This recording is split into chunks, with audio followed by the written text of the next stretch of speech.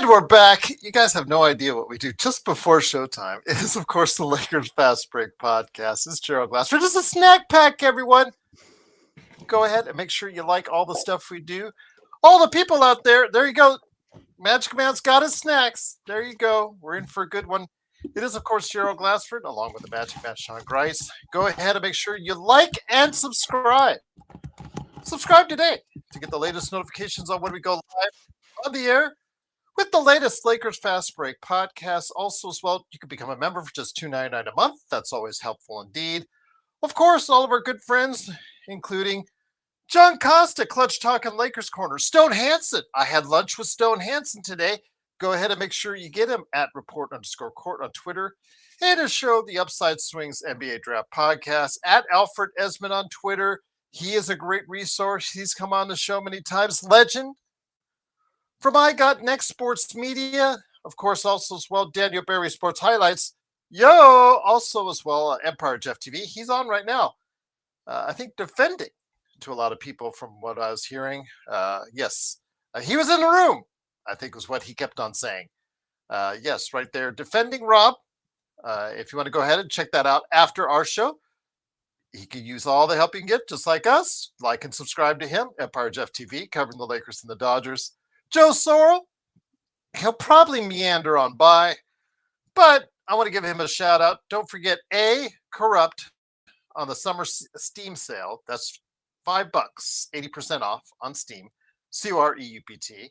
Simblades with a Y.com, and also as well, of course, his channel, the Joe Sorrell channel on YouTube, and also as well, the Joe Sorrell Experiment on Playback. So go ahead and like all these great things. All these great places, all these great people. The Lakerholics, Laker Tom. I'm surprised I've not heard or seen in the group text for the Lakerholics any messages in regards to Laker Tom being sent to a local hospital. I'm very surprised on that. He is probably livid at this point at Rob Pelinka. So I would just love to get him and Empire Jeff in a room, Magic Man. I would love to get him and Empire Jeff in a room, or on the show at the same time, so they could go back and forth on the... Please, Gerald, let's get Joe and Tom together. I don't know about that one. That one might really be... I don't want to put or be responsible for putting Laker Tom in the hospital. If Laker Tom dies during the course of the show, guess who gets sued? Gerald, why would you be solely responsible for the life of Tom? You know how it is in society. They always get the guy. I mean, my gosh, you only have to look at the. But wouldn't the Wong estate sue the Sorrow estate, not the Glassford estate? I would be the accessory to the crime. I hosted the platform. I'd rather sue Joe than sue Gerald. That would be fun. Yeah, no, I would have led to this as far as I'm concerned. But it is, of course, Laker Tom and the Lakerholics, Lakerholics.com. Yeah, if you guys want to go ahead, give the Lakerholics a shout out and ask Laker Tom to step on Empire Jeff show, or have them both come on here so we can go back and forth on Rob Pelinka. Because one defends Rob Pelinka and one probably wants to kill Rob Pelinka. Theoretically, of course, not actually kill Rob Pelinka, but Laker Tom is upset right now. I could just tell. Sean. I could just tell. His tweets are becoming a little bit more angry. Gerald knows the cryptic anger of one Laker Tom. That's true indeed. But of course, also as well, please go ahead and make sure you like and subscribe to get the latest notifications. We've had a lot of people come onto the channel. A lot of new viewers, new listeners. Cannot thank you enough for stopping by. Go ahead and make sure you check us out each and every time out right here at the Lakers Fast Break Podcast. Forget that Jovan Buha stuff. Although he tries hard now that he's away from the Athletic, he's doing his own thing. Got to give him a shout out and credit for that. But don't forget about Jovan Buha for now. That's okay. Forget about all those other Lakers channels, Lakers Nation, all that stuff. You go ahead. You come home. We'll embrace you. We'll give you a nice warm Lakers hug right now, amidst all the pain and suffering of the Rob Pelinka era. and the Rob Pelinka indecision and inactivity, and maybe waiting for his latest 2027 if you read the reports. But we'll always comfort you here, except for Joe, right here at the Lakers Fast Break Podcast. Well, the Lakers once again, another day in free agency down, another day of activity or inactivity by Rob Pelinka, which has angered Lakers fans even more. And Sean and I, as we came into this period of time, we said the Lakers need to act now, get while there's a window that's available. But it seems a little bit more that the Lakers are, according to reports, leaning to holding on to a lot of their assets to make clear a lot of salary cap decisions to be made in 2026 or 2027. So with that, one of the few options that are left out there as far as the center position, Deandre Ayton, supposedly will make his decision tomorrow. I believe he clears waivers, again, as I mentioned earlier, Wednesday at 2 p.m. Pacific, 5 p.m. Eastern, if I'm not mistaken. Could be Eastern, 2 p.m. Anyways, it's 2 p.m. something. So if that's the case, we should know by then a direction he is heading. If that's the case, even if he's heading here, is that really going to make a outstanding difference? So I'm going to talk about Sean, about Rob Pelinka. Is he doing this just because he wants the team to have a better direction going forward on that other timeline Rich Paul was talking about? Or is he doing this as a way to facilitate LeBron leaving sooner rather than possible if he gets mad enough with the inactivity this summer? I'm going to talk about that with Magic Man. And is Deandre Ayton really a difference maker? We're going to discuss that on the show as well. But Magic Man is here. He is the madman from Toronto. He did get out of Toronto traffic to stop on by to talk about the whole goings on with the Lakers organization. It is not Rob Pelinka's biggest fan in the world. It is the Magic Man, Sean Grice. Sean, great to have you here. We're starting to get some people in, transitioning from maybe Empire Jeff or Jovan Buha or whoever was on at 9 o'clock. We're the 10 o'clock hour. I was told to go on. Vard was telling me, guys, you guys were so popular. Yeah, no, guys, with his Australian accent. I could just hear it, as he was writing it out. You guys were so hot last night at 1 o'clock in the morning. You had over 100 people out there watching you.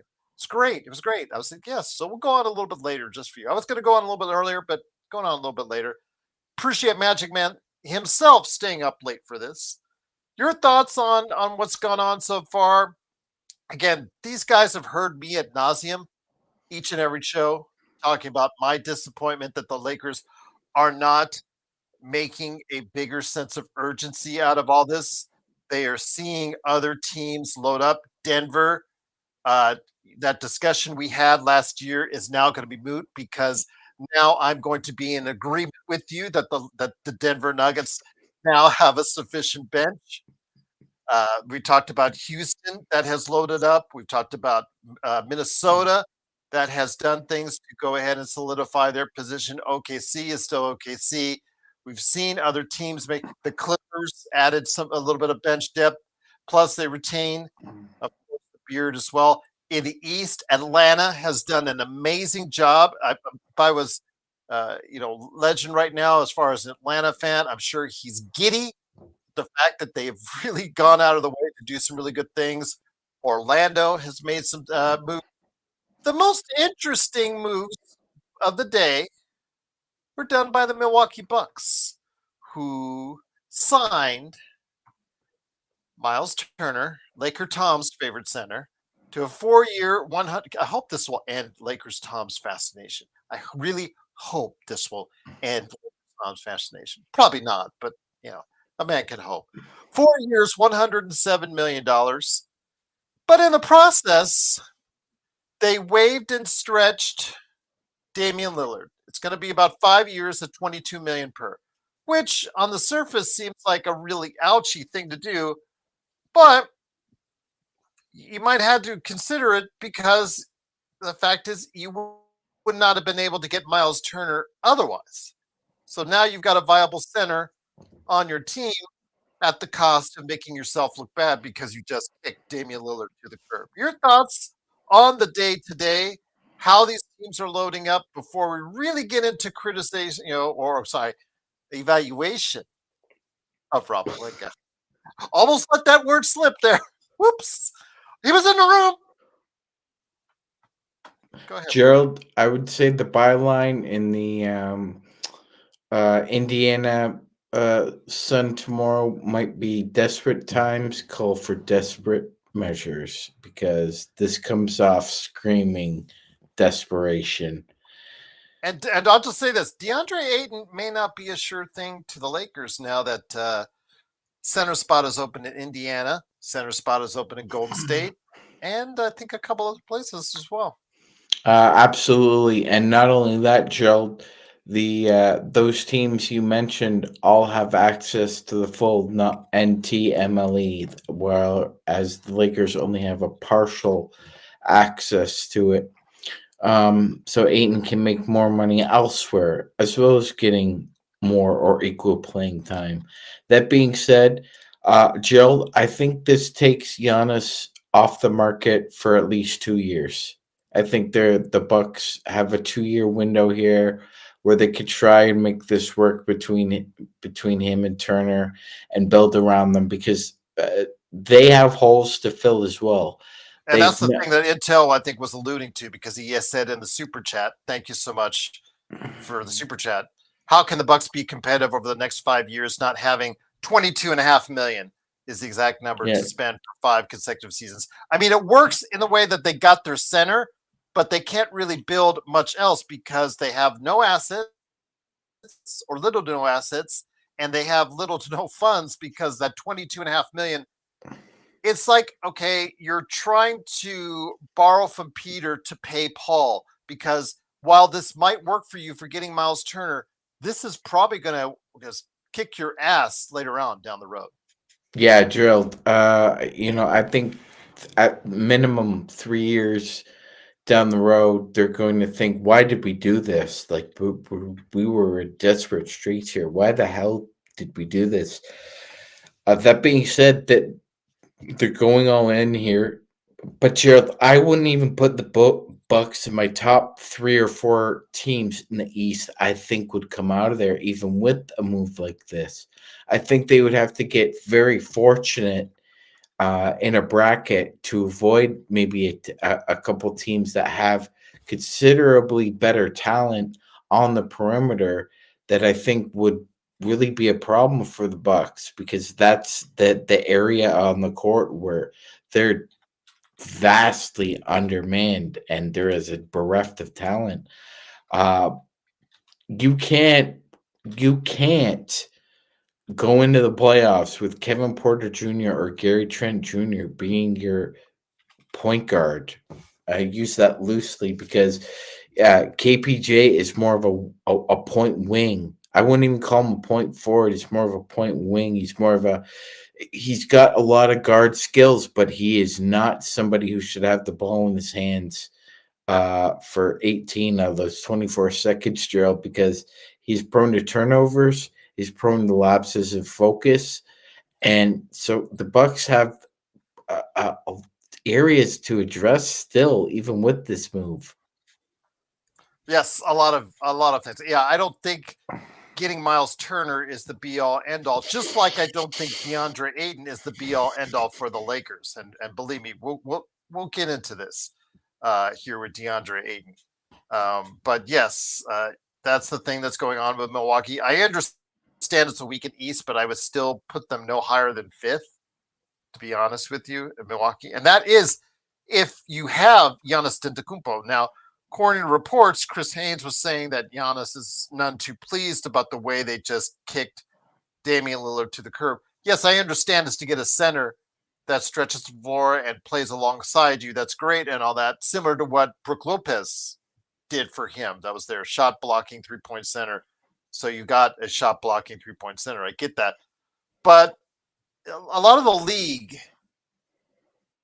talks to each other, Sean. A lot of the league sees what's going on.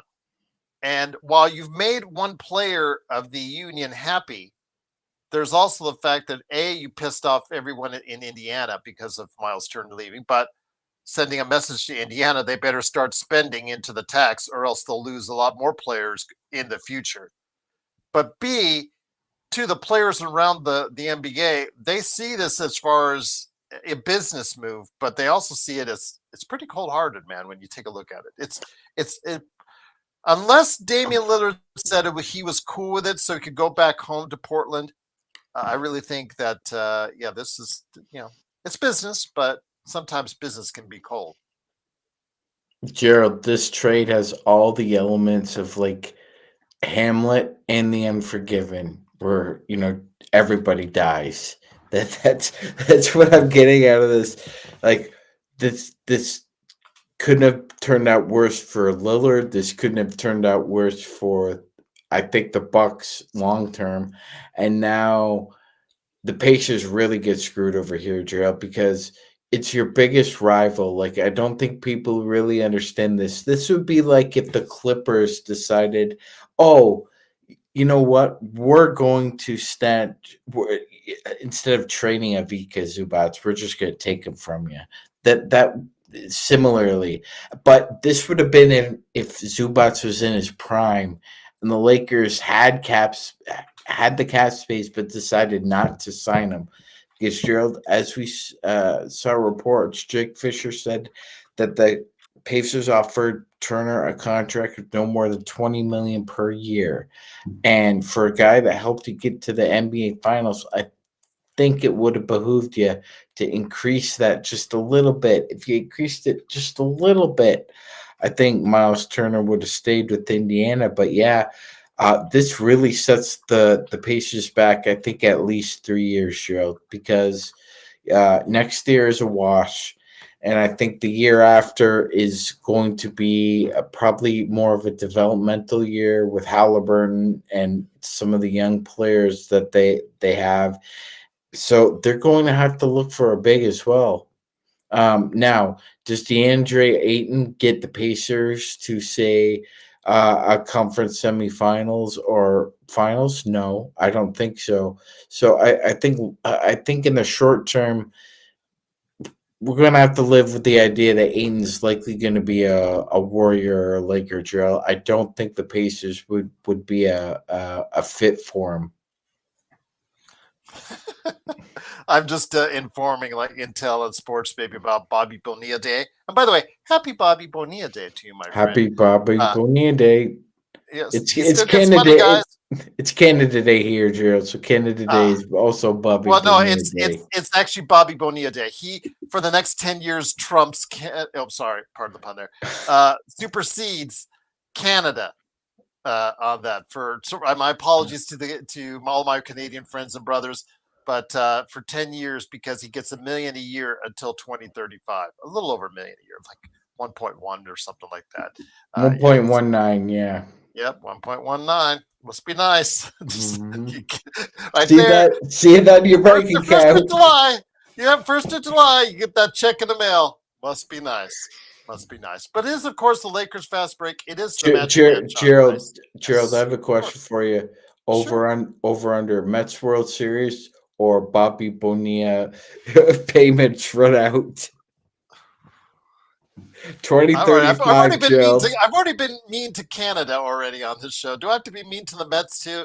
All right, I'm gonna say Bobby Bonilla if the well runs dry on that one. Homelander's asking, are we getting Deandre Ayton or not? I will say this. It is possibility. It is not definitive because the Lakers cut into a little bit of that salary cap. I think he'll still be offered right around 9 or 10 is what he negotiated as far as his buyout is concerned. So the Lakers can offer up to that if they so choose. The thing is he going to the Lakers? That's the question, because now Indiana has now become in the contender house as far as if they want to go ahead and do. You said that they can actually sign Deandre Ayton and not go into the tax, which is obviously going to be very interesting to see. Also, as well, they can go ahead and he can go move over to Golden State or move to Lakers. This is how desperate things have become for the Lakers. This is why I think you and I have a lot of critiques, per se. We do not apologize for Rob Pelinka. The personnel decision making over the course of the years, which has been, quite frankly, all over the place, no one can defend it. There is no one that can defend that he has been. And of course, no GM is infallible. But when it comes to Deandre Ayton, would you classify him as a draft success, a draft disappointment, or a draft bust, being him the number one pick in the Luka draft? Ooh.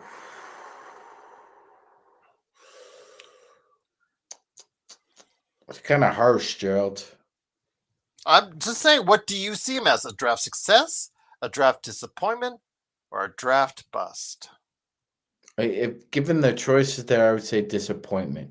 You were I would number put him in the one. disappointment. Yeah, as a number one, he has You're been number one. You have been disappointment. Yeah, Yeah, absolutely. Prone to lapses of focus, concentration, Gerald. His motor was a problem probably when he was back in the Bahamas. It could be Gerald. Lakers And of course, signed. by the way, all the dirty laundry is coming out of the wash after he leaves. By the way, if you've seen the reports that talk about Yeah. his tantrums in the locker room with coaching staff, things of that nature, which always comes about after that individual leaves. Of course, the Black Ice saga, he can't really defend himself on. I just, the fact that it would have been nice if you would have called your organization and told them, hey, see, maybe you could get me some help out there to get over there. But again, we're dealing a lot with young men, and sometimes young men are prone to making young men mistakes. So, but Deandre Ayton is not a cure-all. If we sign him tomorrow, it's not a cure-all. It's a stopgap. If it's a 2-year deal or a 3-year deal, what have you. But it's still something where he has to play at a better level than he has ever played before if it's going to take the Lakers to be at a sustainable position where they were second, third, fourth in the West. Because if they don't have sustained improvement, it's going to be really hard for the Lakers to keep up, especially because the arms race in the past few days has really gotten really big with Minnesota, Denver, the Clippers, and Houston as well. Absolutely. And I'll also say that if you do sign DeAndre Ayton, you're now going to have a situation where you have 3 players on the court, likely in crunch time, that have questionable Gerald conditioning issues. You'd have DeAndre Ayton, you'd have Luka, and you'd have LeBron. Now, LeBron's is a different scenario because at that point he'd be 41 years old, and we've seen the past 4 playoffs, Gerald, that LeBron has run out of steam in the fourth quarter in very highly contested basketball games. Adding in DeAndre Ayton plus the unknown that is Luka is not a cure-all, Gerald. I agree. And to be frank, and just being honest here, if you were to rank the Lakers in terms of talent right now, the Lakers would at best be 7th. I wouldn't slot them 7th. I would slot them 9th. But right now, I think the Lakers would have the 7th most talented roster in the West. You have OKC, Houston, Minnesota, Denver, the Clippers, Gerald, and that other team. So you've got a lot of competition, Gerald, and they all got better except you. Every single one of them got better. Osmosis, I'll just say this. He said them, Ayton, Gabe Reeves, and Dalton Laravia lineups are going to feast on defense. Maybe if you look at it a different way, some people might say the defense might feast on them, or at least the offenses might feast on their defense, because I don't know how inspiring that is to you, Sean. That's not inspiring to me. Again, Laravia, you know, people, I think you are somewhat more confident in Laravia's abilities than others, myself included. What I've seen from Memphis, I can't say I was overly impressed with. Again, he's getting a better opportunity here, so I'm hopeful that that's the case. But when DFS leaves to a 4-year contract, despite the fact of how old he'll be at the end of that contract, people take notice. People take notice of the fact that you traded him in January to get him, and now you traded an expiring asset and also 3 second-round draft choices. Those are assets that you no longer have because of what just walked out the door, and you got nothing else for it, unless there's a sign and trade. That's still maybe, but I mean, the more days we don't hear about a sign and trade, the less chance that it might happen. But be that as it may, again, And Gerald, Rob. the Okay, go ahead. yeah, the basketball court. Sorry to interrupt you, my friend, but the basketball court is still 94 feet. And last time I checked, you got to play both ends of the floor, going back and forth. And Yes, let but me tell how you, well does this team play on both ends of the fed to court the is the court. question. And ladies and gentlemen, I'm sorry to say this, but I'll just start it off because I think me and Gerald will be mentioning it a lot. Jake Laravia and Deandre Ayton walking into the door, Gerald, dude, doesn't help our transition defense. I'm just letting people know right now, ahead of time. Spoiler, they do not help improve the transition defense. So they better feast on defenses in transition because going the other way, it ain't pretty. Yep, absolutely. Intel's looking to see if he can get Amir Coffey, who played with the Clippers. Most people might know him from there. He is available. So is Ben Simmons. And again, Deontay Melton still coming back from the injury. I mean, the options, there become fewer and fewer. But right now, in the fact that there's a lull. So I'm assuming that all the GMs have packed up for the evening. I want to ask you this, though. The title of the show, are the Lakers really trying to win this season? Are they trying to punt the season? Or are they just trying to piss off LeBron with the direction that they're heading? And if that's the case, does LeBron get mad enough to say, you know what, I want to go somewhere else. I know I have a no trade clause, so I get to choose where I want to go, but I want to go somewhere else. Under no circumstances should there be a buyout, because I know I've heard in the past 48 hours some people starting dropping the word buyout when it comes to LeBron James. Absolutely no way. You cannot reward him by allowing him to pick up the option of $52.6 million and then buying him out and getting nothing in return. You just got nothing in return for DFS. There should be no way you would let LeBron buy him, buy out. I don't care how Joe, if you would say, yeah, I want him gone first plane out of here, whatever. You cannot lose an asset like that if he wants to leave and get nothing in return. So buyout should not be any kind of option.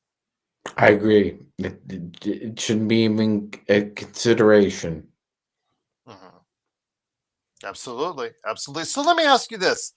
With this planned direction, the rumored reports that they're waiting for 2027 or even 2026, where they'll have cap space for both those years, that seems like a pretty big wait for a team as expensive now, $12 billion expensive, maybe, or a team as high profile as the Lakers, especially the fact that you have not locked up Luka long term. People just take it for granted that Luka is going to be signing Hmm.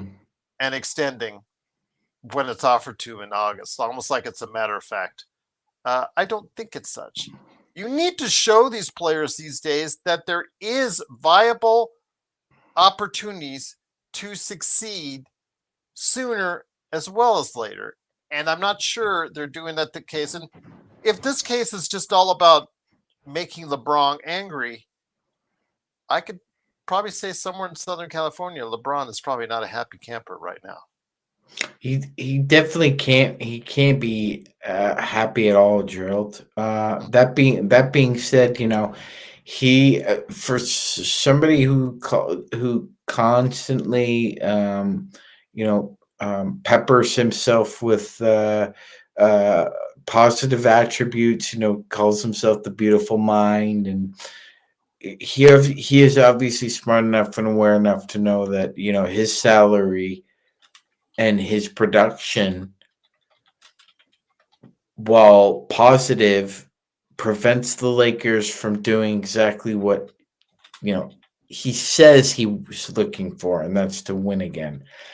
Gerald, at no point in this tenure with the Lakers, from the time he signed up until now, has he ever really raised an eyebrow or any of his passive aggressive tweets to suggest that he's unhappy with what the Lakers are doing. And the Lakers have had some really poor squads assembled around LeBron James. So at this point in time, if he says enough's enough, okay, man, enough's enough. We'll try and find you a trade partner. But by the Because way, this is not the worst. This is not, even in this current state, it's not the worst supporting cast for LeBron. not at all. That would have to probably go to the 2022-2023 You mean the roster. 2011 All-Star team? That's right. Okay, yeah. Yes, I forget yes. about that. This squad might be a close second, ladies and gentlemen. We'll have to see the squad on the court. That being said, Gerald's correct. It's not the worst the Lakers have put around him, so we can't say that either. But I mean, like Gerald also said, if he throws up his hands and said, Jake LaRavia and Deandre Ayton, really, really, guys, he might throw up his hands, Gerald. Well, He I just mean, might. he knows. Forever bad things that a lot of people say, Joe says, or whatever, whoever says, you don't become a billionaire for nothing. This is a very intelligent individual, LeBron James is, and he sees what's going on right now in the landscape of the NBA. He has been watching, I'm sure, what's going on as far as the different teams making different moves, making different transactions. A lot of them looking to better their team, a lot of them with what you could perceive and what you could go ahead and state are all in moves that are trying to go ahead and win now, win next year. Because I think they see what you and I see. Yeah, I understand about waiting until Mark Walters takes over and all that, and that great day when Joe Soro comes in and as he's coming in now. Yeah, Gerald. It's gonna be like, remember that Game of Zones when the coronation of the Lakers? That's what it's gonna be, right? The coronation. Well, he is here. Gonna have golden flakes falling from the sky, and Sorrow and Empire Jeff will be there with the palms for Walters. Joe Poro's biggest fan is here. It is the guy I talked about, SimBlades.com. Also, his game Corrupt, which is 80% off right now on Steam. It is Joe Soro, not Joe Poro. Joe, good to have you here. I thought you were going to drive home and then get to the office, man. You could have waited for minutes, or did you just pull over because you want to yell at me and Sean? Yes, I don't know where the hell this buyout shit came from. I'm already reeling from the fact that people think LeBron is going to get traded off of zero information, and now you're talking buyout. Like, where do you guys come up with this shit? You don't actually, obviously, don't watch YouTube, so I will just leave it at YouTube that. You don't listen to podcasts. Nuts. You don't listen to other shows. So no, I don't. That's good. Trash. Okay. We do. We actually go out and we see what the NBA experts and analysts are saying. Hold on, I'm on going a to eat like daily Sean basis. does. Hold on. Good stuff. Look, I made a pact with myself today. I'm going to speak very positive because Sharon's watching. Sharon doesn't like our negativity, or at least my negativity. So today I'm going to I just call it like it is. Whether you say Yeah, it's negative exactly. or positive, I just call it like it is. That's all I do. call it like it is. About buyouts for call it like LeBron James. I'm just telling you that it has been mentioned What dipshit quite frequently on shows. YouTube mentioned anything about something like that? I'm curious now. Kevin O'Connor, as far as on O'Connor Yahoo, mentioned it. Yeah. Yovan Buha, also as well ESPN. I mean, let's be honest here. The idea of the Lakers amnestying Kobe was brought up as well, so it's not that far fetched. That was Mark Cuban talking out his ass like he does every other day of his life. He wasn't the only one talking about that. Was floated in ESPN. Who? Bill Simmons? Is that the other schmuck that was talking like that? Those idiots just say that just because they're bitches. Come on, you guys gotta stop watching those guys. Joe, I got a long memory. It's a possibility, Joe. If he does get pissed off enough, he may ask for a buyout. He might. And the Lakers, under no circumstances, should ratify that request. Are you guys smoking something tonight? Like, seriously, what's going on here? Joe, you really just don't. I'm glad you stay in your buyout? cave and you come out like once a day just to do the show. I'm so happy and thankful that you do that. A buyout. The guy's been in the league 22 years. All of a sudden now he's going to want to be traded or bought out. Well, it's obvious that the Lakers are not doing things enough to go ahead and contend for a title next season. Yeah, and the reason why they can't is because of him. Because he makes too much money. They have assets. They have things that they can move to make this team better. They have the first three letters in that word. Ass. That's what they have. Nothing. They have nothing right now. Who? Reed? We've had this discussion already. Expiring contracts. They have one or two. Who has more hand? Who has more hand in this relationship, LeBron or the Lakers? LeBron. LeBron has more hand. This team doesn't have assets. It's got expiring contracts. Yeah, because the asshat who is in charge right now dumped all our assets. A subscriber. Thank you so much for subscribing. Truly appreciate it. I can tell Wild says maybe we haven't seen everything or anything is because King James is going to get traded soon. Well, again, he's got to. Let me read that again. King, wasn't that King Biachis? Yes, I'll let you say that. So. Well, can you put it back up so I can read it? All right, let me go ahead and grab. Thank you again for the super chat intel. Here it is. Maybe we haven't seen anything is because King. Maybe we have. Okay, gonna trade soon. No, I don't. I just no. I think what's the likelihood is they're still working on stuff right now. We're gonna know a little bit more tomorrow and maybe a little bit more the day after. And then you guys are gonna blame Pelinka for not doing anything when there's a possibility that he might be under orders to not do too much because of what's going to be happening here. We can't speculate on that, Joe. Come on now. Here we can. You and Empire Jeff love playing the Stockholm No. When a new owner comes in, there are when they're about to come in, there's stipulations sometimes.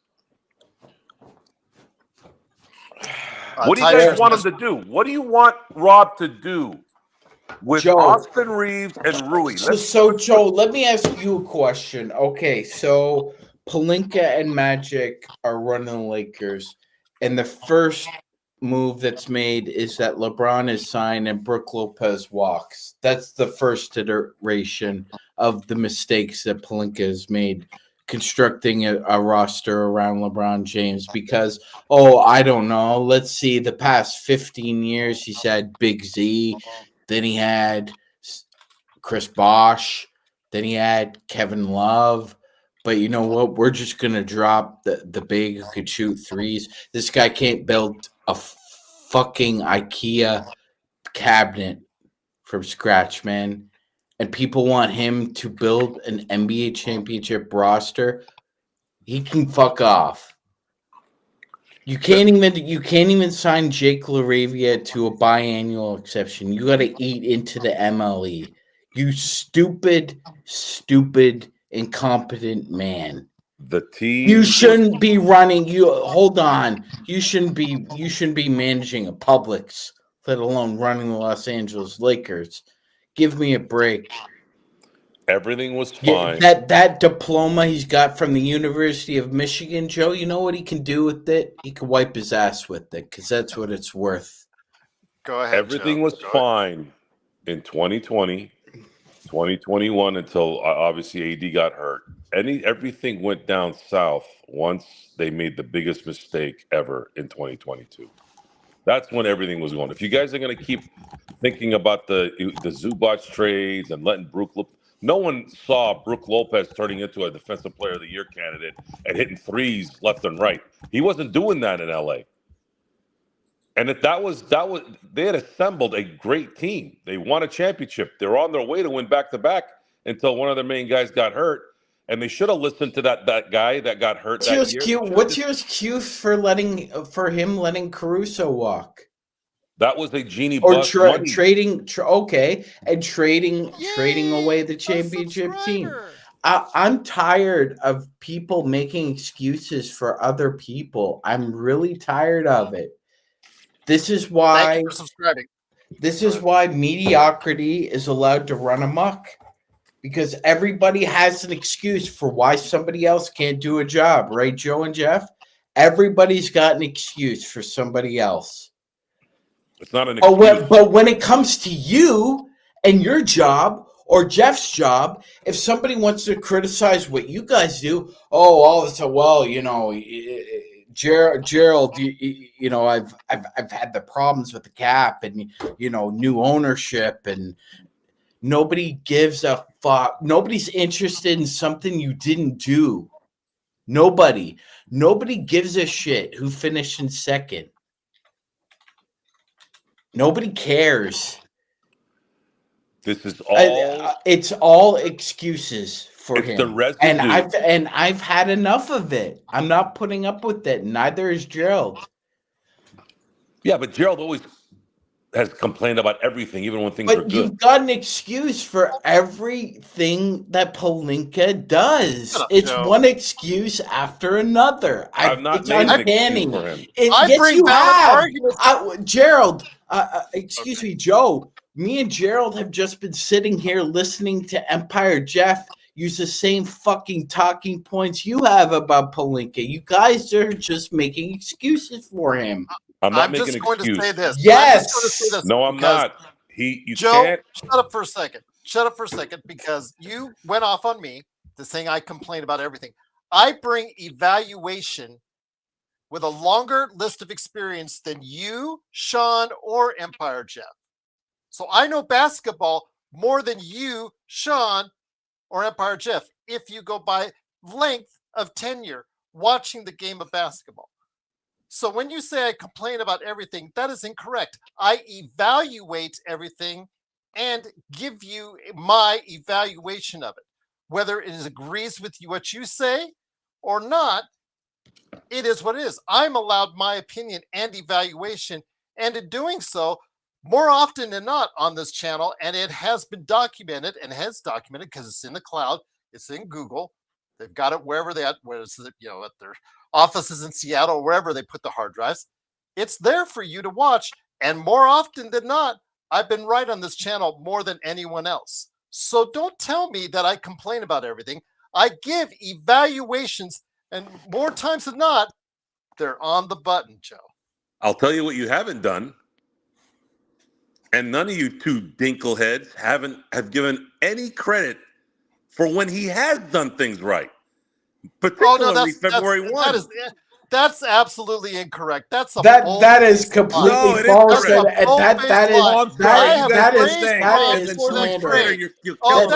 is so much bull. That is completely erroneous. It is so much bull That's so much bull. That's came out of your Erroneous mouth on both right now. counts. No, you're erroneous on your count. You Joe, are, because that's we a have given him bogus his lie. flowers. No, We have given him his I have flowers. repeatedly said Rob got the deal done and should take credit for it and get credit for it. I've repeatedly said that. Yeah, and he then you made put the it in your trade, briefcase and threw it on the other side of the room. uh, You don't think that you're the getting no Luka credit right trade now from us. shifted? You don't think the Luka trade shifted the entire Okay, all era right. of So basketball for the Lakers? Gerald, let's get it on the Again, record. that's No, one Gerald, one transaction over a body of work. Gerald, let's give the You're way baby. off, Joe. Gerald, let's give the Way baby his bottle. Let's give the baby his bottle. Okay. All right, I'll heat it up, man. So congratulations, Rob Pelinka. You were sitting in your office, likely with your hand on your dick, and the phone rang. He wasn't, and though. It was Nico Harrison who brought up, "Hey, you interested in shut up, Sorrow. You 3 interested? weeks? Come on, man." Nico is the one who picked up the phone, not the other way around. Stop trying to do this again. How do you know I love these slick salesmen. I love see this bottle, Jill. There's nothing in it, but it's a magic elixir. Like all these salesmen just love. Joe's giving a pass to Rob Pelinka. It's a pass. I'm not giving him a pass. It's a total pass. We're just gonna say we have to give him credit when he does do something right. You're giving him a total pass. You have repeatedly said that you don't care what happened before February 1st. All you care about is one transaction that went really well that Rob Pelinka helped really well. He shifted an era of basketball. We haven't. Not if you don't build a team around the guy. If you don't build a team around the guy, you're gonna get it. You just sold the team to the best ownership in sports. Boy, if I heard that, if I had she a dollar just for every sold time the someone said team that to over the the best course of owner in years. sports. What do you want her to do? What more do you want her to do? They've done everything. Now. Build the team now. The league build a is team wide with open. what? Austin Reeves as a carrot? They don't have anything. You got to wait. I told you this how many times? 5 pick swaps, week. 2 first-rounders, Austin Reeves expiring salary, Rui Hashimura expiring salary, 2 more expiring salaries, totaling to over $50 million. Who the hell wants Kleber and Gabe Vincent? The teams that want to have cap space. And who's going to get rid of good players that have big contracts that are left? You name them for me. Go ahead. Who's going to have what? Go ahead. Tell me who. Who is out there that has actual talent that they want to get rid of the contract? Who? You got backup centers that are making almost $10 million a year now. Intel Wild says, let me lighten the mood with a joke. I'm telling you right now, this has nothing to do with positivity. It doesn't have anything to do with wiping everybody's ass. Yeah, but the fact is, you're revealing all the mistakes that Rob has made. Who gives a shit what happened before? See, there you go. Yeah, exactly. You just reiterated my point. That's Gerald's whole point right there. You just made his point for him. Thank you, Joe. I feel vindicated once again. What the hell are you idiots talking about? The fact vindicated is, what? You're an idiot. Vindicated what I said. I just said you didn't care about anything before that was done before by Rob before February 1st. It has nothing to do with not caring. It's who gives a shit. It's over. Get on with it.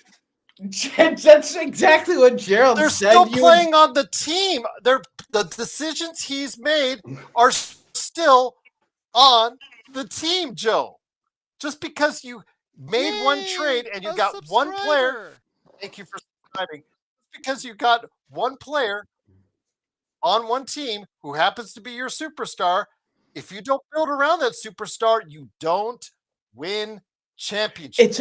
Gerald, exactly. Thank you very much. And a lot of people don't understand this. When you obviously date, no, obviously not. When you date a 10, guess what? You have to keep up with the 10 standards. Oh God, spare me the bullshit, man. Look, well, you wouldn't know a 10 if it bit you in the ass. How do you know? All right. This is getting a little personal. Intel Wild says, let me lighten the mood with a joke. Guys, what do you call a sick eagle? So I don't know. What do you call a sick eagle, Intel Wild? But thank you for the super chat. nonetheless. Again, we have a difference of opinion. It's fairly clear to say that, and illegal. Oh, okay. There you go. A what? Intel. Illegal. Get it? Eagle. A sick eagle. Illegal. Yeah, it's yeah. Penny Youngman, everybody. Ty Church says Ayton will be a Laker tomorrow. But then get Ty Church. Let me ask you this, Ty, and everybody out there that are clinging their hopes on to DeAndre Ayton becoming our center for the short-term future of the Los Angeles Lakers. How good really is DeAndre Ayton? Again, he came into this NBA with a whole bunch of promise as the number one draft pick. Has he fulfilled that promise? Can he or will he fulfill that promise with the Lakers? Or is he just going to get you, 14 and 10, 14 and 10, 14 and 10, which is fine. It's not bad. But obviously the Lakers need a little bit more of that to keep up with what is essentially an arms race right now in the Western Conference. And if you guys look on the Eastern Conference, some teams are loading up as well. That's what I'm concerned with. The fact is that the Lakers are punting or thinking about punting a season. If you read the reports and saying that they're looking towards 2026, Joe, 2027, Joe, yes, waiting for Mark Walter, waiting for that magical day, but they don't have Luka yet locked down to a long-term deal. Yes, your day will come when you will do backflips when LeBron leaves out the door of the Lakers facility for the final time. That will be a great day and a lot of money will free you up. Yes, but what does the Lakers do at that point in time? Will they have a decent team to still build around Luka Doncic? Yeah, because they're going to have new ownership that we already know are good at doing that. In the baseball world. No, they'll be able to do it in the basketball world. Oh, I believe you, and I'm not going to put odds against that. Seeing how the Dodgers have dominated Major League Baseball, I'm not going to argue with you on that sense. The problem is the time for a window should be now. You always talked about in previous years since I've known you is about how it irritates you and bugs you that Boston is always ahead of us in the World Championship title races, that they're always now one ahead of us again. We had tied up in 2020 and things started to look like maybe we could go ahead and pull ahead of our own. I want to you see the Lord of the Rings shirt. This is the Lord of the Rings shirt. I would love to have a shirt made that says Lord of the Rings and the Lakers have the most rings. I would love to have the opportunity to make a shirt like that. But the thing is, you, Joe, one of the things that I was so impressed with and so grateful for was your impassioned hatred for and disdain for the fact that Boston is one ahead of the Lakers. And while Boston is now down, they're now hurting for the count. They've got an 8 count right now because of what happened with Tatum. Now is the time a smart team and a good team acts upon that and trying to see if they can win a championship to tie and maybe pass before Tatum gets fully healthy, Joe. That's my point I'm trying to make. You are not going. You're not being realistic in thinking that a 41-year-old man who's taking up a third of your salary cap is going to put you in a position where you're going to be able to be flexible enough or have enough assets to do what you need to do, or enough young talent to do what you're doing. The reality of this is there's 9 months. Once the season starts, there's 9 months at the very least that's left before you can actually start really doing things like you're saying. So I'm not going to sit here and say let's wait for Rob to create a miracle. Maybe he will, maybe he won't. But I don't. It's not being realistic to think that he's going to do that based off the current structure of the team. The reason why I want LeBron gone isn't because I hate LeBron. It's because it's not conducive to winning. And on top of that, he has a habit of saying things that doesn't make things better. He's not a leader. He doesn't put his head down and just do what needs to be done for the team. There always has to be some individualistic thing where he has to go send one of his guys out and say something, or now his wife is saying shit. And that's the distraction that a championship team doesn't need. Now let's look at Boston as an example. They do everything right, and it still took everything they could, and everything had to be laid out perfectly last year for them to win it all. So that plays a part in all this. Now, what's changed in the last 6 months is the Lakers avoided the void. We were talking about how I didn't know how the hell they were going to get out of this Anthony Davis thing. Every month that guy played, his value dropped. And they were able to turn Anthony Davis into Luka Doncic, which was an absolute miracle of all miracles. And then on top of that, 5.5 months later, we get the news break that Mark Walter and the Guggenheims are going to take over majority ownership of the Lakers. That's it, guys. Everything got done.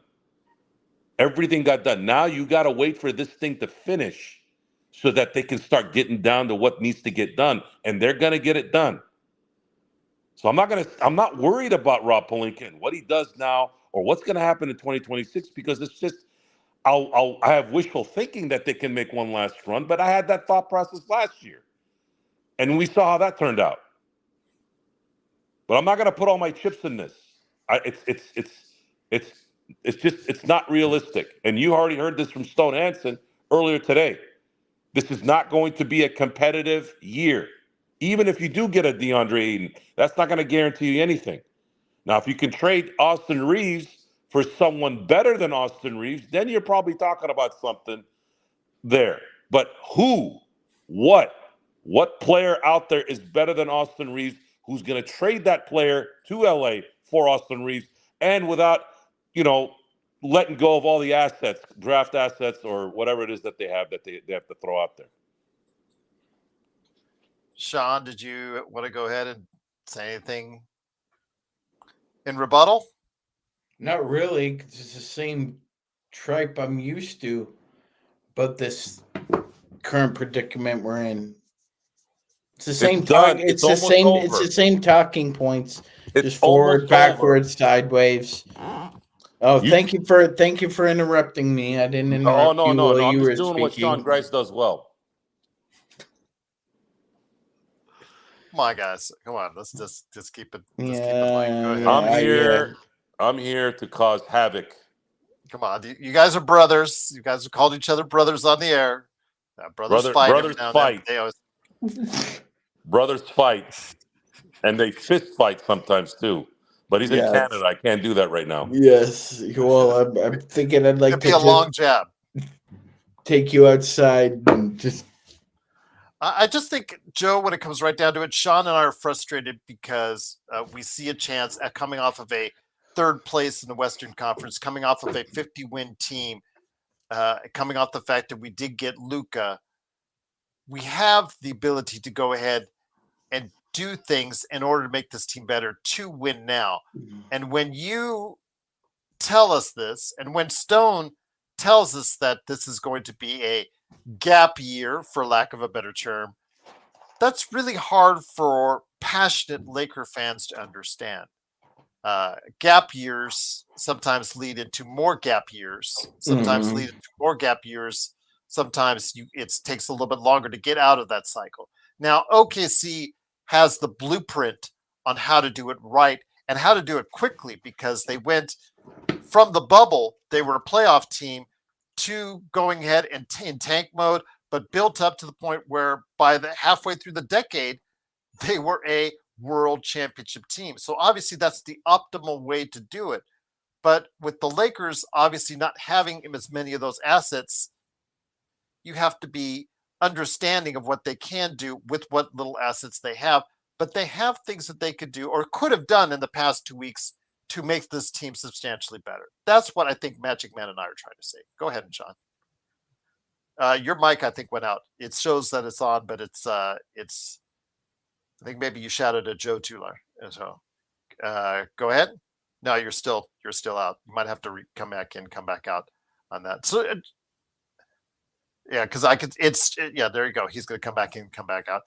Joe, again, that's I think, where we stand. That's why I sense the frustration from Lakers fans. That's why Empire Jeff was basically, doing his show tonight to defend Rob Pelinka from passionate Lakers fans that think the Lakers can do something sooner rather than later. Sean, are you okay with this now? I think so, Gerald. Yes, you're good. Go ahead, my Okay. friend. Yeah, Gerald. And it's not just that. It's a little bit of history repeating over and over again with him. It's he doesn't learn from his mistakes. I thought I tried vocalizing that with the just as an example with the Brooke Lopez exit. All right. It's hard enough to put the pieces in place, but then you have to make sure that the puzzle pieces you're inserting actually fit. And the fit hasn't been there with him. He tried to fit THT. How'd that work out? He tried it. My God. We could go over and over again with this guy and what he thought was a 3-and-D player or a wing over and over again. Wayne Ellington. Yeah, let's not delve into the lack of awareness that Pelinka has about building puzzle pieces for a championship team. He got lucky with Caruso. He wasn't even involved originally with the Caruso signing. That was the player development and scouting of the Lakers, not Pelinka. He gets credit for KCP, but he signed KCP when the Lakers had a down year, and KCP stuck around with the Lakers. Dwight Howard and JaVale McGee, Gerald, that was a situation where you thought that two veteran guys would work out, and they bonded in the locker room.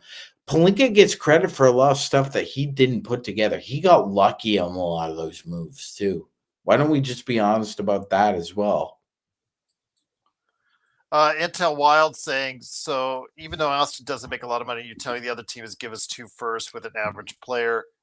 Well, again, it's how you see Austin Reeves as. Some people see as Austin Reeves, like Joe and I have commented in the past, as far as a 6th man on a championship team. Other people see him as a 25-5 player who can make a better contribution onto their team. It's a beauty in the eye of the beholder. Jake LaRavia is a prime example. The Lakers obviously value him enough to offer him 2 years, $12 million. Sacramento could have had every opportunity to keep him. Why didn't they? Why didn't Sacramento keep him? Memphis could have had every opportunity to keep him last season. Why did they trade him? He was shooting 44% for them from behind the arc. Why would you let go of 44% from behind the arc shooter in a league starved for 3-point shooting? There are things there. It's beauty in the eye of the beholder. So again, there are a lot of teams that are really high on Austin, I'm sure. And again, it's how you perceive it. But I do think, again, you could have got more assets leading up to the draft. I think that time, the window that you could get the most up for Austin has come and went. I think you could have gotten a player and a pick for Austin in last week's draft. But again, I feel that time window has come by, but you can still get other things from him. You just want to see activity, Joe. You just want to see that Rob cares about the short-term future for the Lakers, but it's clearly evident that he's focusing on the long-term future, even though the odds are, Joe, and I know you would put money on it, that he won't be a part of it. Well, the Lakers operate in a tent. They don't have the resources. That's why she sold the team to a company that has unlimited resources. And that's it. That's not a secret. As far as AR is concerned, every indication from not the internet where a bunch of morons are talking that don't know shit or have any common sense, because all they're concerned about is clicks. There's no indication out of LA that they don't want Austin to be a part of this next run. It's all pointing to the fact that they want him to be here. It's gonna take a Giannis and someone of that ilk for them to go, sorry, Austin, we got to go get that guy. They're not going to go trade Austin for Herb Williams, Herb Jones, Herb Smith, whoever, or Missy or whatever. I hope it wouldn't be Herb Williams. He's slightly retired, Joe. He's slightly retired. Throwing. Then that means like I look. I get it. But you know, Stone is also not a cap expert. And let me tell you something right now: the Lakers are going to have to make a decision, just like the Boston Celtics had to make a decision. You're keeping Austin Reeves, then that means Rui Hachimura is going out the door. And if you're trading a top 3 wide open 3-point shooter, guess what? The second you trade him to a team, it's going to be like sharks in the water with blood. They're going to be contenders all over the place, especially in the West, who are going to be trading for Rui Hachimura. I guarantee that right now. The second the Lakers trade him to a team, there will be Western Conference contenders ready to acquire him. Joe?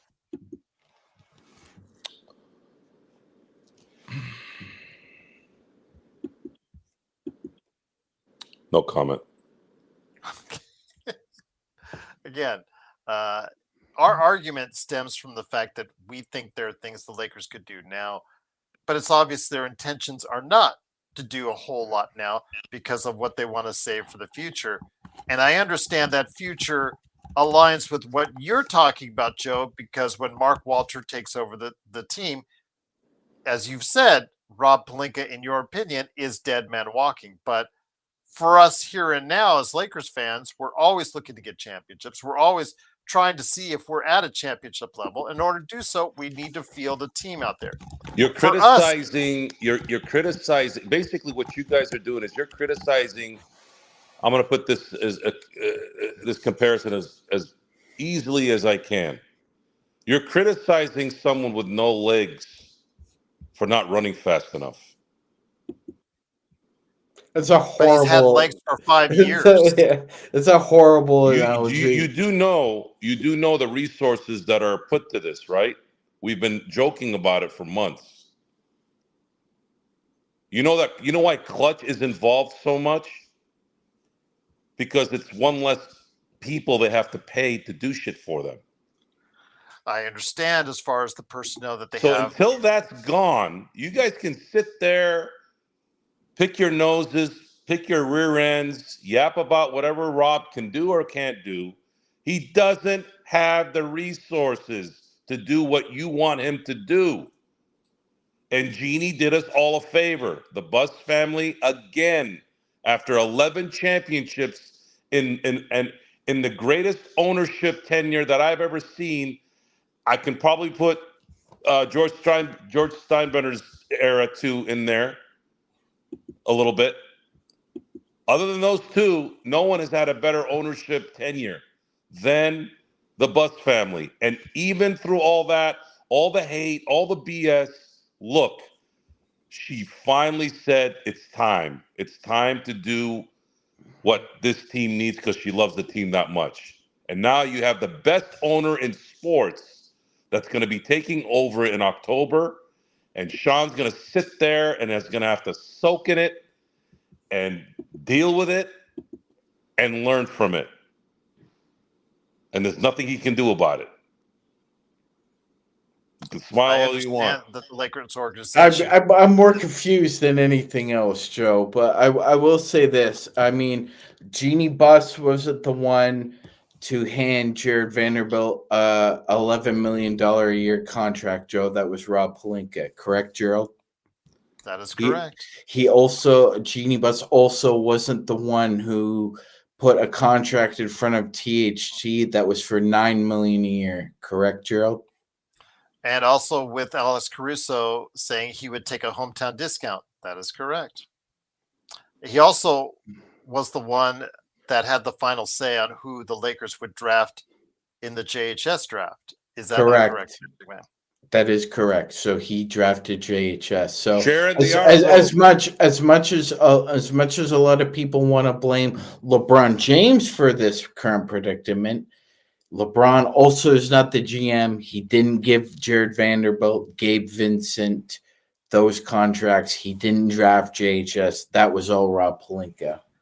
And you guys ask, okay, I understand the Lakers organization does not have the employee staff that most other teams have. But the thing is, on the marquee, there's still an NBA.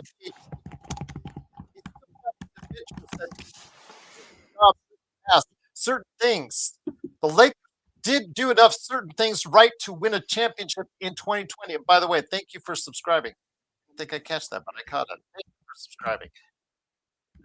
It's like you guys make excuses when they win, and now that you make excuses when they're not winning. Again, doesn't matter if you have 10 people in the building or 100. Do you have the right people in place? And if you don't, make things happen to make changes happen. There's years of Rob Pelinka transactions and evaluations that you, Sean, and I have said that's been good and said that has not been good over the course of the years. Rob is not the worst GM in the NBA, but is he? If he's not, I think you answered the question on whether or not Rob should stay GM going forward. Now, if he has the directive by Genie, sit on cash, we want to go ahead and open it up for 2026 and 27. Ultimately, that's something he needs to correlate out there to the public so that we constantly don't have to worry about why we're not getting the players we should be getting. Go ahead, Magic Man. Absolutely, Gerald. And we've kind of seen this summer. Look, there are 3 guys right now who could instantly help the Lakers defense. Cody Martin, Trey Mann, or who the Bucks just gave up. Oh, I can't believe it. Trey Mann re-signed with Charlotte. Ryan, okay, excuse me, I didn't see that. Or Ryan Rollins, Gerald, for the Bucks had just to rescind him. This guy's 6'4", 22 years old, Gerald. He's a great point of attack defender. Somebody the Lakers could use. And is Rob Pelinka out there signing him right now for the biannual? Nope. It's just an illustration. It's just an illustration. What we're saying is, and what I'm saying is, he doesn't pay attention to doing the job. You have to pay attention to the waiver wire. He's at Disneyland. He doesn't do that. It's literally been known. He doesn't check the waiver wire. These are basic applications for a job that Pelinka just doesn't do. It's beyond frustrating when you don't even do your fucking basics. Now, again, if he has the directive not to spend money or not to waste resources to try and keep 26 and 27 open, don't let Rich Paul make that statement for you. Say it on your own. Say it right out so the people out there, the fans, can understand this and not have this level of frustration. I saw on Empire Jeff's TV show earlier, please like and subscribe to his channel, the frustration that many of the fans in the chat were talking about. Joe, many of the fans in this chat right now, we're over 130 strong right now, and thank you again for watching. I sense that same frustration because when you win 17 world championships, you and I have discussed this before. You've said this before. When you have won 17 world championships, you have that level of expectation. And now we get to see Joe there. Nice hat, by the way. There's that level of expectation as an organization that you have. Boston, I think the fans of Boston right now are forgiving, but at what point do they start become frustrated if they don't start winning titles once again? When you win so many titles, Joe, there's that level of expectations fans have that the Lakers or the Celtics, in this case, they understand what happened with the Celtics because of what happened with Tatum, that the Lakers should be trying to do every year what we hope that they are trying to do is build a team that can have a chance for a title.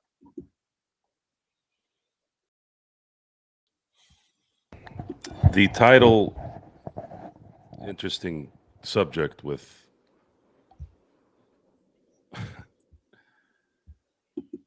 okay, let me clear this up real quick. there's a couple things with. I'm gonna talk about LeBron real quick. This is. Oh, you just turned yourself off. You just turned yourself off, Joe. Sorry. Go ahead. Okay. Sorry. There you go. You got it. You're So. good. My issue with LeBron, and this is not just my issue. This has been a LeBron issue his entire career. He talks about I don't even know how to phrase this. He talks too much, whether it's him or through things, and he contradicts himself too much. You talk about he talks about why ring culture is so important and why it's so important. Yet he is the poster boy of leaving Cleveland to go ring chase. Right or wrong, I don't care whether you think he was right or wrong on that. I'm on record to say no one was going to Cleveland. He went to Miami because he wanted to win. He was still the MVP in Miami. It wasn't like he went over there to go play with Wilt Chamberlain in his prime. So when you have a distraction like that, and then you have his group who work with the LA Lakers because the LA Lakers don't have the resources to pay people to do the things that you all want them to do, or at least help them do what they want to do. This is the result. And then the end result, too, is Jeannie probably finally, I know a lot of it was kind of tied to money and lineage and not being able to transfer money and all that. I know that played a factor in it, but I think at the same time, it was timing for everything for this to happen. She's way in over her head. She's not going to be able to compete with these billionaires, especially with this lousy piece of shit collective bargaining agreement. It's even worse. I mean, that should be the criticism we should be on right now more than anything. That deal what really, really took a nice dump on the NBA. It killed their free agency. It killed their trade deadline excitement. Like, I don't understand what the hell he was thinking. As competitive as the finals were, who the hell was watching Oklahoma City and Indiana? No one gives a shit about Oklahoma City and Indiana. And I said this before, Shai Gilgeous-Alexander is not a household name, no matter how good he is. This is about stars. Mike Malone got mad when Denver won a title because they kept talking about the Lakers then, right? You all remember that, right? Of course they're going to talk about the Lakers. They have LeBron James. He's the face of the league. Still the face of the league. Now, part of my irritation with LeBron is he talks too much. And most of the time when he talks, he's full of shit. He's not informed correctly. He goes by his feelings, acting like he knows what he's talking about. Now, as far as my concern with the Lakers is, you're paying him LeBron 2018 money in 2025, 26. And I'm not saying he should have taken a pay cut. That's none of my business. I don't care that he took a pay cut or not. That's not back to the reality of things. What's he going to take a pay cut for? You guys do know how the CBA works, right?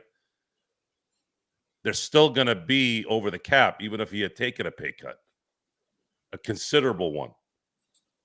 So by saying I want LeBron out, it's not just LeBron James and the things I don't like about him. It's everything. It's this headache that you guys are talking about, not being able to get certain players. This guy's not working. He's not doing this. Well, he's not doing it because, number one, maybe he's not good enough. The other is he doesn't have enough help. The other thing is he's dealing with players and their management and their agents.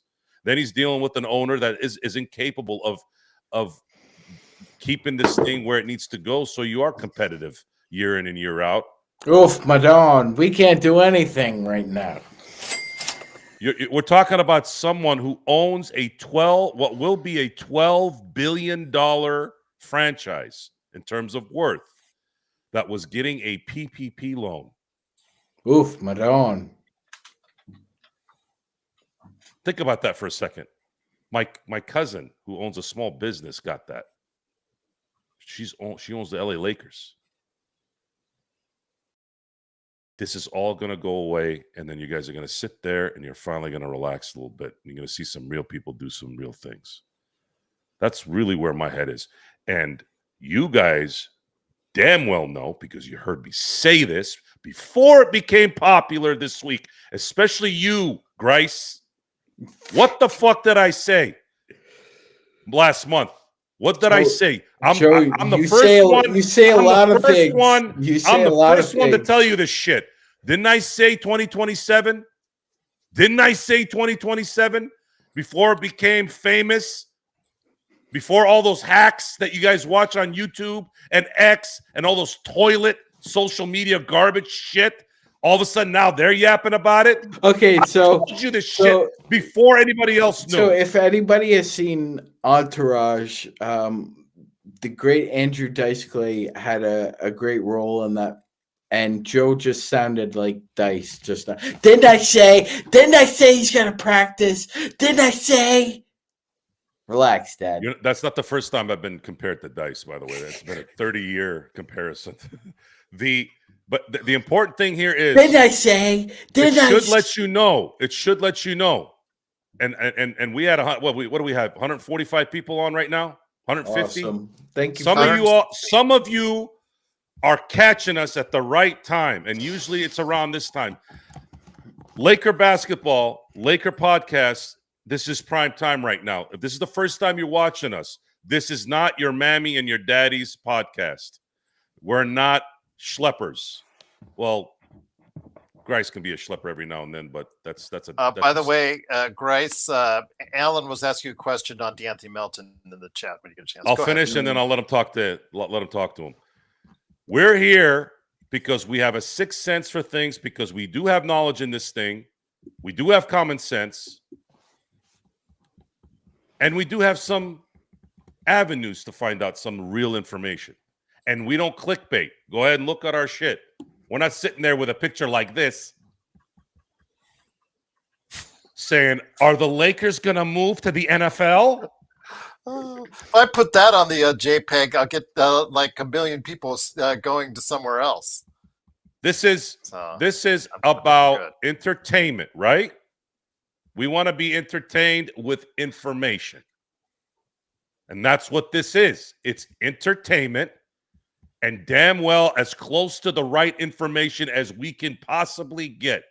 We'll have our opinions, but the opinion is based off of 30 plus years of watching this shit, and definitely watching 82 games a year of our favorite team, plus playoffs, plus the summer league, plus preseason. At what point are you going to go anywhere else than those who are actually watching what's going on? The new era is coming. The new era is coming. I'm going to say I'll say one more thing. The new era is coming. My excitement has been tapered down.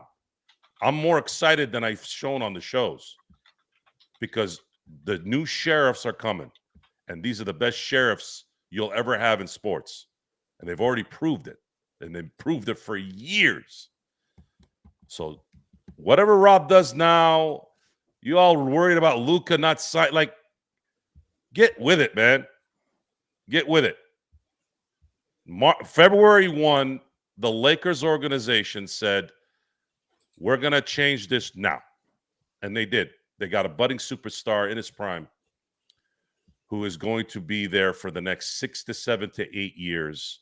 And now that the new ownership is going to be coming in, and the ownership that is coming in, you damn well better believe this is going to be a multi-championship run with one of the best players of this era about to hit his prime, if he's not already in his prime. Define soon, Alan. That's the point. We all know that once Mark Walter comes and gets the approval from the other owners and goes through that process, the valuation is made, Sean. We all understand that Rob Pelinka, or actually Mark Walter, will get his team in there. Whether it's a slow transition or whether it's a quick one, we understand that's probably going to happen. But we heard Jeannie Buss is going to stay the governor for years to come. That famous tweet by Ramona Shelburne at the time that the sale was made. If that's the case, Rob Pelinka has always been her guy. The Lakers, 9 yards. When it comes right down to it, he is still in charge of the basketball operations at this point. And again, despite the Luka Doncic trade, there is still 12, 13, 14 players you still have to set around him in order to get the team to do it, Sean. Gerald, you were kind of cutting in and out there. What can you repeat the question? I'll just say again, is Rob Pelinka the GM that can keep this team in contention for a championship moving forward? Or are you looking somewhere else that Mark Walter may be doing so when he takes over? I'd be looking somewhere else. Okay. Because he is. You don't see him as a top 15 GM in the league. I do not.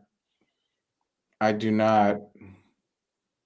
So then why are so many people like Joe, like Empire Jeff, often giving passes to Rob for the Luka trade if you and other people don't think, including myself, don't think he's a top 15 GM in the league? Because the cult of personality wins out, Gerald. And he's charming. And a lot of snake oil salesmen can charm you into just about anything. And I think that's what he does. That's what his job is. That is what he's best at. He's best at looking you square in the eye, lying in your face, and getting the best deal possible for him and his, Gerald. And I don't understand why people like this just continually get a pass in life. I see it every day. I see it every day. And it doesn't matter how inadequate, how incompetent somebody like that is. If you're good looking, charming, you can fall ass backwards, ass forward into successful positions, Gerald. Because there is no evidence. There was nothing to suggest that he would be a good executive in the NBA. And JY says, does this panel think that Jeannie remaining governor, Joe, assure Rob's job safety for the rest of his contract? And once again, Intel, yes, it's something Joe and I have covered and Sean has covered quite frequently. Back year or two ago was when we talked frequently about the PPP loan that the Lakers tried to get back in 2020 during COVID. But let's get back to Joe. I mean, do you think having Jeannie as your governor moving forward, which is what was said at that time, is going to ensure this job safety of Rob Pelinka throughout the rest of his contract?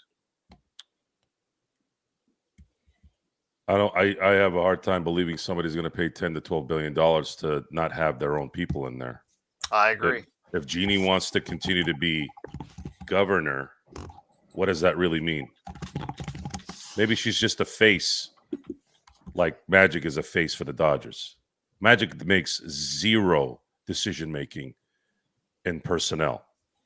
If Jeannie wants the title of governor, look, what's she really doing? It's an emissary role. It's an ambassador role. That's what she is. She's just going to be an ambassador for the Lakers.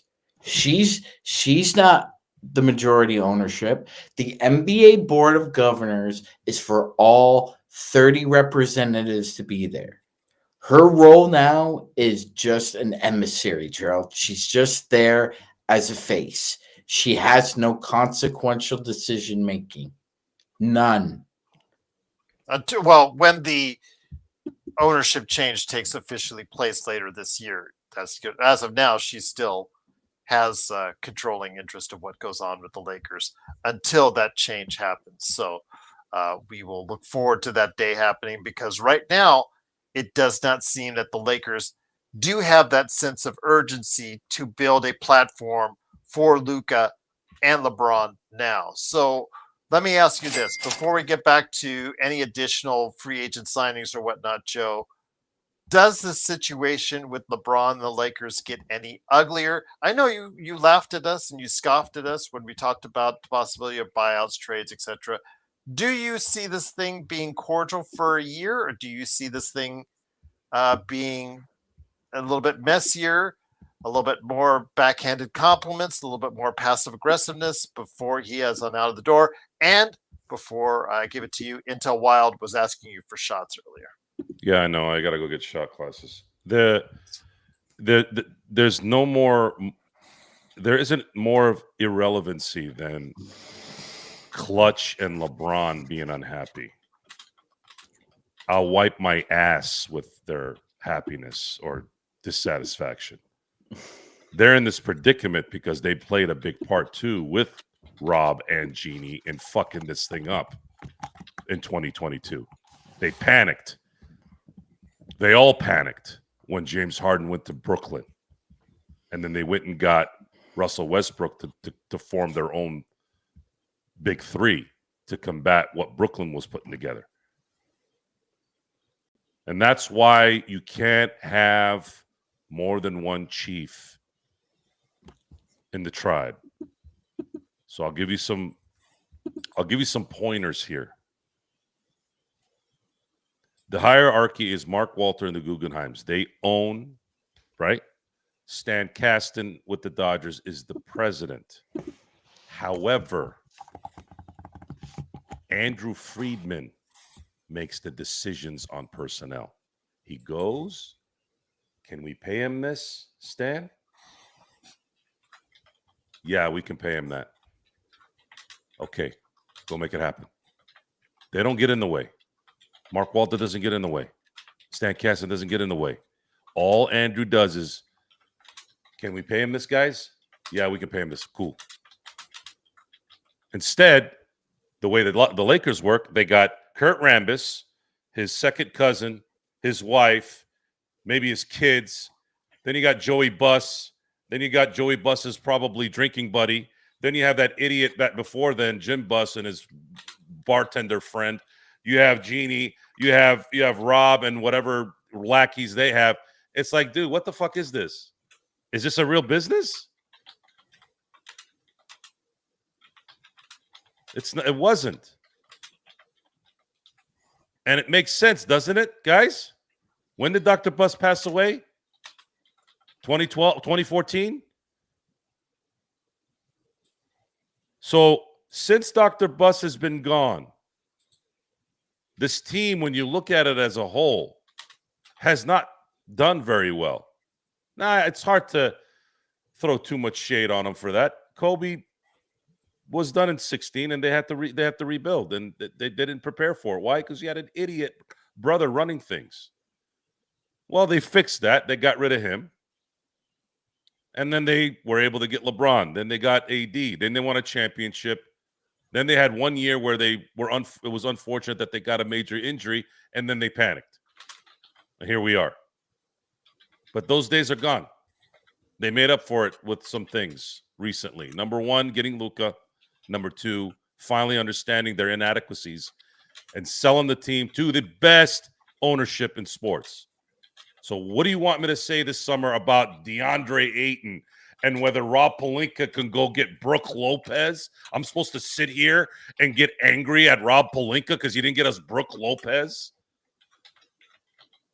Or they didn't sign a 32-year-old Dorian Finney-Smith, whom they gave a 2-year contract for. And he said, no, I'm going to Houston with a 4-year contract. Okay. There's nothing we can do. You're not worth that money for 4 years. And then if they had done it, then you'd be bitching and whining like we whine about the Vanderbilt signing. Oh, why did they sign Vanderbilt? What, you all didn't know he was going to suck? You can't have it both ways. You can't. So whatever happens tomorrow, and by the way, it'll be epic either way. And when I get out of my own head and my own fandom of my team and just want the entertainment, there's that little bit of me wanting tomorrow to not work out for the Deandre Ayton thing. I just want to see the bitching and whining for the entertainment purpose. What happens if Deandre Ayton signs with the Golden State Warriors? Or Indiana Pacers? I think he's going to want to showcase in a larger area so that he can get what he wants. Okay. Because Indiana's out. Without Tyrese there, that team is not going to be competitive for a title, at least with Golden State and LA. You have the huge stages. You have Steph Curry, you have LeBron, you have Luka, and a few things could go their way where those guys can go deep into the playoffs. I think Indiana's toast next year, especially with the fact that they're missing their main guy, and also now they're going to be the hunted. And usually when you're the hunted the following year, it becomes a little bit harder to compete. But anyways, point is, you guys, and I say you guys as in the fandom, you all got to ride this wave a little bit longer. Don't jump off yet, no matter what happens tomorrow or Thursday or Friday. And I do believe, and somewhat common sense know, that the Lakers are working on trades that could play a factor in why they're not committing to anything yet. Let it play out. This has nothing to do with whether I like Pelinka or not. It's just let this thing play out. It's not as easy as Houston getting what they want. They had cap space. They had money. They were able to get somebody that was interested in coming to them.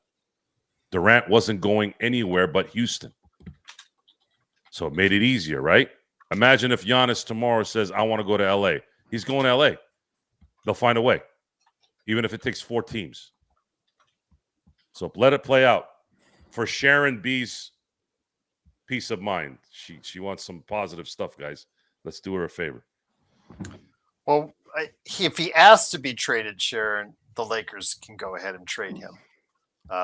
Which, again, if the Lakers hover around 500, if they don't have the season in one of his final seasons or season, he may want out. Hey, Ray Joe, why are you just writing that just to write it? Let me ask you this, Joe, and then I'll get it back to you, Sean, because I asked you the question, Sean, of what you thought of Deandre Ayton, who, again, probably will be making his decision sometime tomorrow. I believe that he clears waivers at 2 p.m. Pacific, if I'm not mistaken. Joe, what do you classify Deandre Ayton as? Because you obviously know he was the number 1 pick in the Luka draft. Is he a draft success, a draft disappointment, or a draft bust? He is the Larry Hughes of centers in my time of watching basketball. Larry Hughes was a good player, had skills, but cared about himself and his money. That was it. Which is fine. If money's the motivating factor, cool. But I also do remember that DeAndre Ayton in pick and rolls in 2021 was absolutely shredding the Lakers left and right every time I saw him play. I understand it, but you haven't answered my question. What do you see his overall career as? A disappointment? What the hell did I just say? Didn't I say it was Larry Hughes' career? That still does not answer specifically one of the 3 options that I pointed out to you. I gave you an example, so it made sense. Success. Do you want me to say it in Swahili? I want you to say it: success, bust, or disappointment. Was Larry Hughes a success? He played in the league for 12 years, right? Yes, he's a success. He's not Kwame Brown. So you're saying as a number 1 draft pick, DeAndre Ayton is a success? 2019 all rookie team is the only accolade you've ever gotten as a first overall pick. Yeah. No, not he hasn't lived up to the first. You're pick. disappointed if your first overall pick with that. So that's what I'm trying to get at.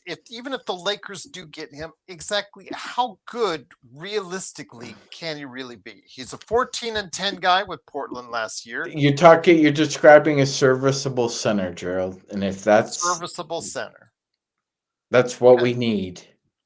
That's what we need. But is it going to get us, Magic Man, to where we want to go? It is not. Hell of a lot better than what we had in the playoffs. True. but it's still not going to get us to the Thunder Mountain. Dean, I've had a kinship with Australia. I don't know what it is. Even before. So right now, Gerald, off the top of my head, I would say that I can think of at least 4 teams in the Western Conference, even if the Lakers had DeAndre Ayton, that have 2 centers better than DeAndre Ayton. 4 teams who have 2 centers who are better than the DeAndre Ayton. And Al Horford, that would make the Lakers older, guys. Would it make them necessarily better? It would be 81 years old or 80 years old between the forward and the center position. I mean, I tell you what, he'll play hard, really hard. That we're not a shell of ourselves on defense, Joe. We may be bad, but we wouldn't be terrible with Al Horford out there. I know he's going to play to the hilt. It's just not inspiring any confidence, Joe, that this team is going to be competitive at the level that I think others are seeing when Denver is loading up. And, Sean and I went back and forth last year. Who are you going to get then? Well, a lot of those players have come and gone. Maybe we should go get Jokic. Oh, maybe you should. Maybe that'll make you happy. That would make me happy. That would make a lot of people happy. That's not possible. You guys, I swear, you have half your heads up your ass. No, Joe, I just don't think you see the forest from the trees. I see the fucking forest. And you ran right into You're it. asking DeAndre Ayton ran right into 1 year. With the truck. You're asking DeAndre Ayton to play 1 year at what, 14 million, 8 million, 9 million, whatever that ends up being. That's fine. That's not fine. That's not fine compared to what you have now. You don't think if we had DeAndre Ayton in the playoffs, you don't think we would have beaten Minnesota? Okay, so you know what? We've gone from the 99-cent store up to Walmart. You guys have your head up your ass. I don't think you guys are going all over the place. I don't think DeAndre wouldn't have allowed us to move on. No, I don't even. You don't think they would have beaten Minnesota with DeAndre Ayton? No way. No. We had no front court. Gobert was out rebounding everyone. That's what we're saying. They have this Gobert out rebound people. DeAndre Ayton would not have made up for all that. How? How would he have not helped? Joe, he wouldn't help, but they still wouldn't have won that round. No, that's bullshit. He's one of the most low motor. No, I'm gonna go get it. I'm gonna go get shots. You guys go ahead. One you of guys the most low motor centers in NBA history. How about this? You for guys, number 1 overall go get my drink. Minnesota. Go get my drink. Nas Reed would have drink with the guys on the show. While I get my drink, you guys can talk about how you guys are trying to assemble a first All NBA team in LA in the current CBA. Yeah, bunch of fucking idiots. Once again, it is the Lakers fast break. I know you guys love it when we get him mad, and he gets mad. But it is, of course, Joe Soro along with Magic Man Sean Grice. Thank you so much again for listening. No, Sean, I don't think DeAndre Ayton alone would have allowed us to move on to the second round. There is the little simple matter of the fact that the Lakers did not guard Anthony Edwards all that great. Mm-hmm. There is the simple fact that Randall at times dominated LeBron or whoever was trying to guard him at times. Mm-hmm. DeAndre Ayton can't guard 3 players. Yes, would he have been able to keep Gobert off the boards to a lesser extent? Yes. Would it have been an overwhelming thing as far as 4-1? No. It would have been a closer series. I'm not saying it wouldn't have been a closer series, but I still think Minnesota would have ended up beating the Lakers team still anyways with DeAndre Ayton. I still think that they needed, and still today, and thank you for subscribing, truly appreciate it, they needed more. A lot more. Because there's no how does DeAndre? Okay, let me put it this way. One more thing. Remember when JJ played only 5 guys in the entire second half? So you're saying Ayton, a 6th guy. So you're saying that the Lakers would have been able to go ahead and stave off elimination in a 7-game series when you're only playing 6 guys in one half, assuming that you're really expecting a guy like DeAndre Ayton who has a low motor on the best of times, Gerald, to play 40 plus minutes and defend Naz Reid and or Julius Randle. Those guys would eat him for lunch. Let me get Joe back in here. Joe, you a little bit better now?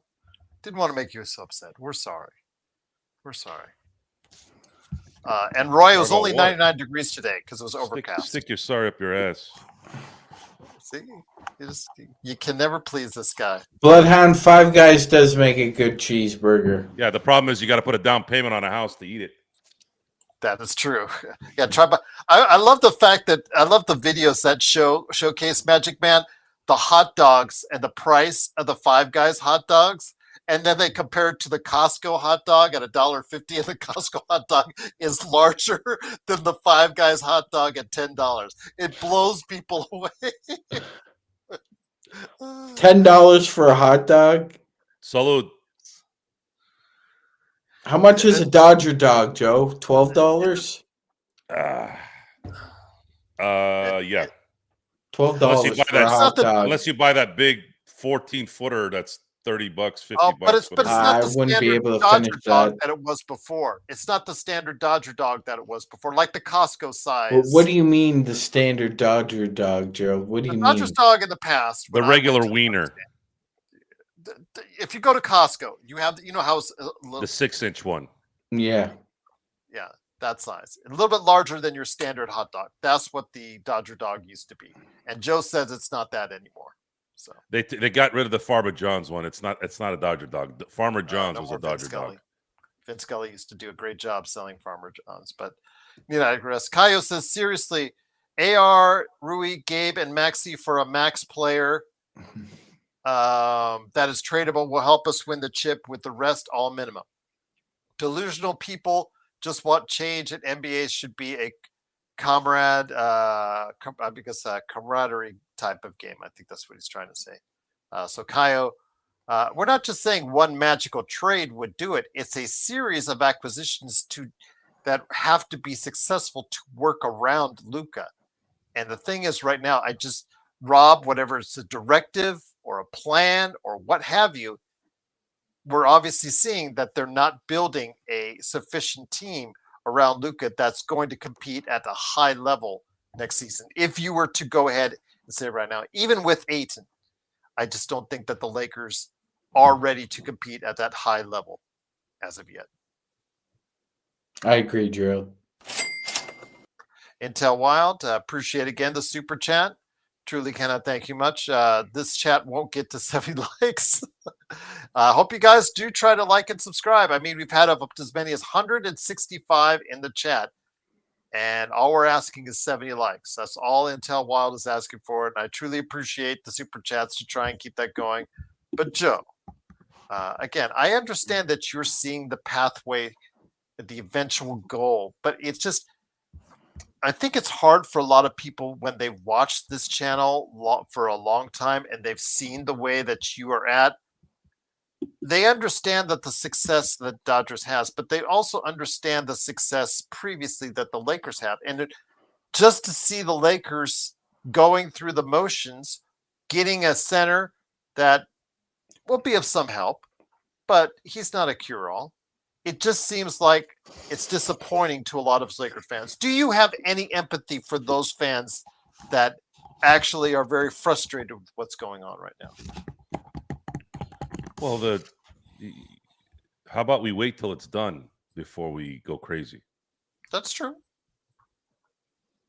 It's been 2 days, and technically no one's eligible to do anything right now. Everything's just reported. So I don't know what it's standard procedure for Laker fans, crazy Laker fans that are expecting things to happen at 12:01 every free agency. And we've talked about this how many times the last few years. The CBA has destroyed the excitement of the free agent. Why? Because they made it difficult for teams to leave now. They got supermax contracts. You have to be a rocket scientist to understand the CBA now to trade a player. Everything has to match. Everybody has to have the same hair color. Everyone has to have the same eye color to make trades. So it's difficult to get that excitement of, is Durant going to go this place because he's a free agent? Is LeBron going to go somewhere because he's a free agent? We've lost that. Now you have Brook Lopez. Where's he going to go? Nah, where's he going to go? I know he's an up-and-coming player, but no one knows who the hell he is. What happened to the big stars that were leaving? Oh, I know what happened. When the big stars leave, they get criticized for leaving, right? And when they don't leave, they're too loyal. It's like you get both idiots talking at the same time, saying two different things. Alex Len is our starting center next season. Alex Len is technically not a Laker anymore. That's true. He's an unrestricted free agent, but the chat is already lining Alex Len to be re-signed by the team. I just thought I'd put that. You ought to see, guys. I understand Joe hates Twitter, but to see sometimes the sense of humor they have on certain things, especially Alex Len, there's a few memes in there that are really going to be funny. But go ahead, Joe. I'm sorry. Lakers can't re-sign. Alex said he is. No, he's not my favorite, John. Not it. And you know this. He was your.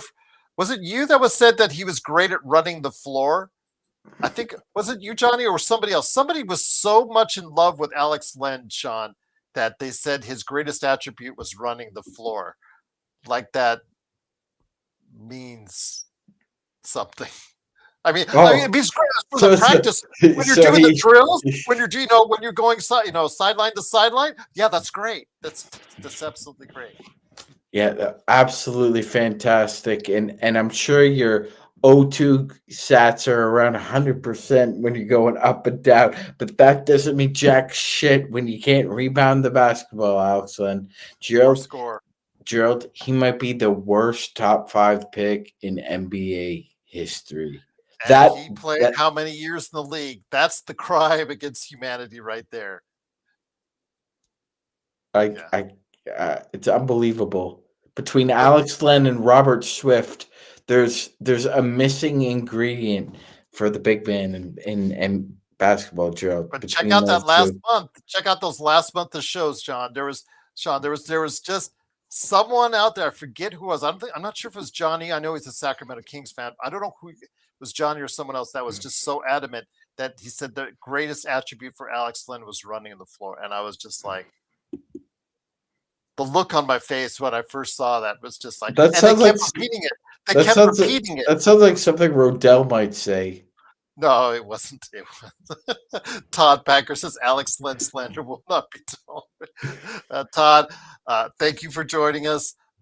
We saved all that slander for Alex Len on that month.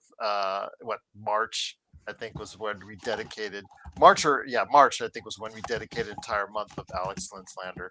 But Joe, again, they'll still have more roster spaces to fill. What options outside of DeAndre? What if the DeAndre Ayton thing doesn't go well for the Lakers? What other options do they really have left? They may have to make a trade with New Orleans for Missy. They could do the trade with Utah. And those trades might be going on anyways. They may be being discussed now anyways. So there's options. It's just a matter of which one is going to make more sense. Getting DeAndre Ayton will allow them to not have to relinquish assets in those deals. That's why it's priority one to do this now. Try to get a player that is a starting center who's got skills, who's 26, without having to give up assets. And you'll likely get the best part of DeAndre Ayton because he wants the next big contract at the end of the year. And the one and only, okay, yes, enjoy your championship. I am not going to sit here and tell you others. I said it leading up to the championship run. And thank you, Intel. Joe, I guess you got a challenge set out to you by Intel. I put it there on the screen for you. 3 shots in 5 minutes. Is that That's the up one I already take count as one? I'm going to say that counts. It says go ahead and count it. And that counts. Sean, again, nobody's going to doubt OKC's future. But the thing is, the reason why you and I are so adamant on the Lakers doing something now sooner rather than later, here's number 2 for Joe. And thank you again, Intel Wild. Truly appreciate the very kind super chat. Again, that's twice in less than 24 hours. Very humbled by it. Let me ask you this, Sean. OKC, there is a window with OKC. OKC has infinite amount of resources to go ahead and replenish for years to come. But they have a lot of issues on that team. In the half-court offense, they are one injury away from really being in trouble. They are reliant on 2 players to ignite that entire offense. Just 2, Magic Man. That it should be of concern to OKC, but also to everybody out there. That's probably the reason why all these teams are loading up, Sean, because they see OKC as a great team for many years, but also as a team that you can defeat in a 7-game series. Indiana almost did it. Denver almost did it. And a lot of teams might have that confidence. That's why they're loading up right now, Sean. 100%, Gerald, and you know, it's kind of funny looking back, but now we can see why Presti was really adamant about getting a deal done with the Raptors about trying to secure Pascal Siakam. He wanted Siakam before the Pacers got him because, as you said, Gerald, he probably saw what we all see right now, but he saw it before anyone else did, and that was, I've got a great team, and they are just gazelles in transition. But when it comes to the half-court offense, Sam Presti saw the same thing, Gerald. I've got 2 guys, and that's might not be enough. So we can see it, Gerald, already. Teams are loading up. I mean, you have a team right now in it, like just as an example, right? You have Houston, Minnesota, and Denver, who right now can play 2 bigs with OKC if that's the way what they want to go, or they could play small. It's just dependent on matchups, and a lot of teams have already caught up to OKC this offseason, Gerald, except for the Lakers. And that's the problem. I mean, the like you said, versatility, Joe. Sean said it best. The versatility that Oklahoma City, Houston, Minnesota, and to now an extent, Sean, you could say Denver with the Valanciunas trade, getting back Brown, because I think Brown will play a lot better playing under Jokic. And Gerald, they also got Tim Hardaway Jr. Yeah, that's on right. a Tim Hardaway veterans Jr. minimum. So To stretch the floor, absolutely. So they could field 2 bigs out there. Realistically, you could put Jokic out at the 3-point line and Valanciunas, or vice versa. If Valanciunas, you trust his 3-point jumper. So the versatility, Joe, is what we see as far as what's been created with these teams. Whether or not you want to go small, if OKC wants to counter with Chet Holmgren, okay, I can counter with Cam Johnson. Yeah. Let's go. Yep, absolutely. You're correct, Osmosis. They still need to do some tweaks in Denver, but the bench is infinitely better, in my opinion, than when Sean and I were arguing about it last year.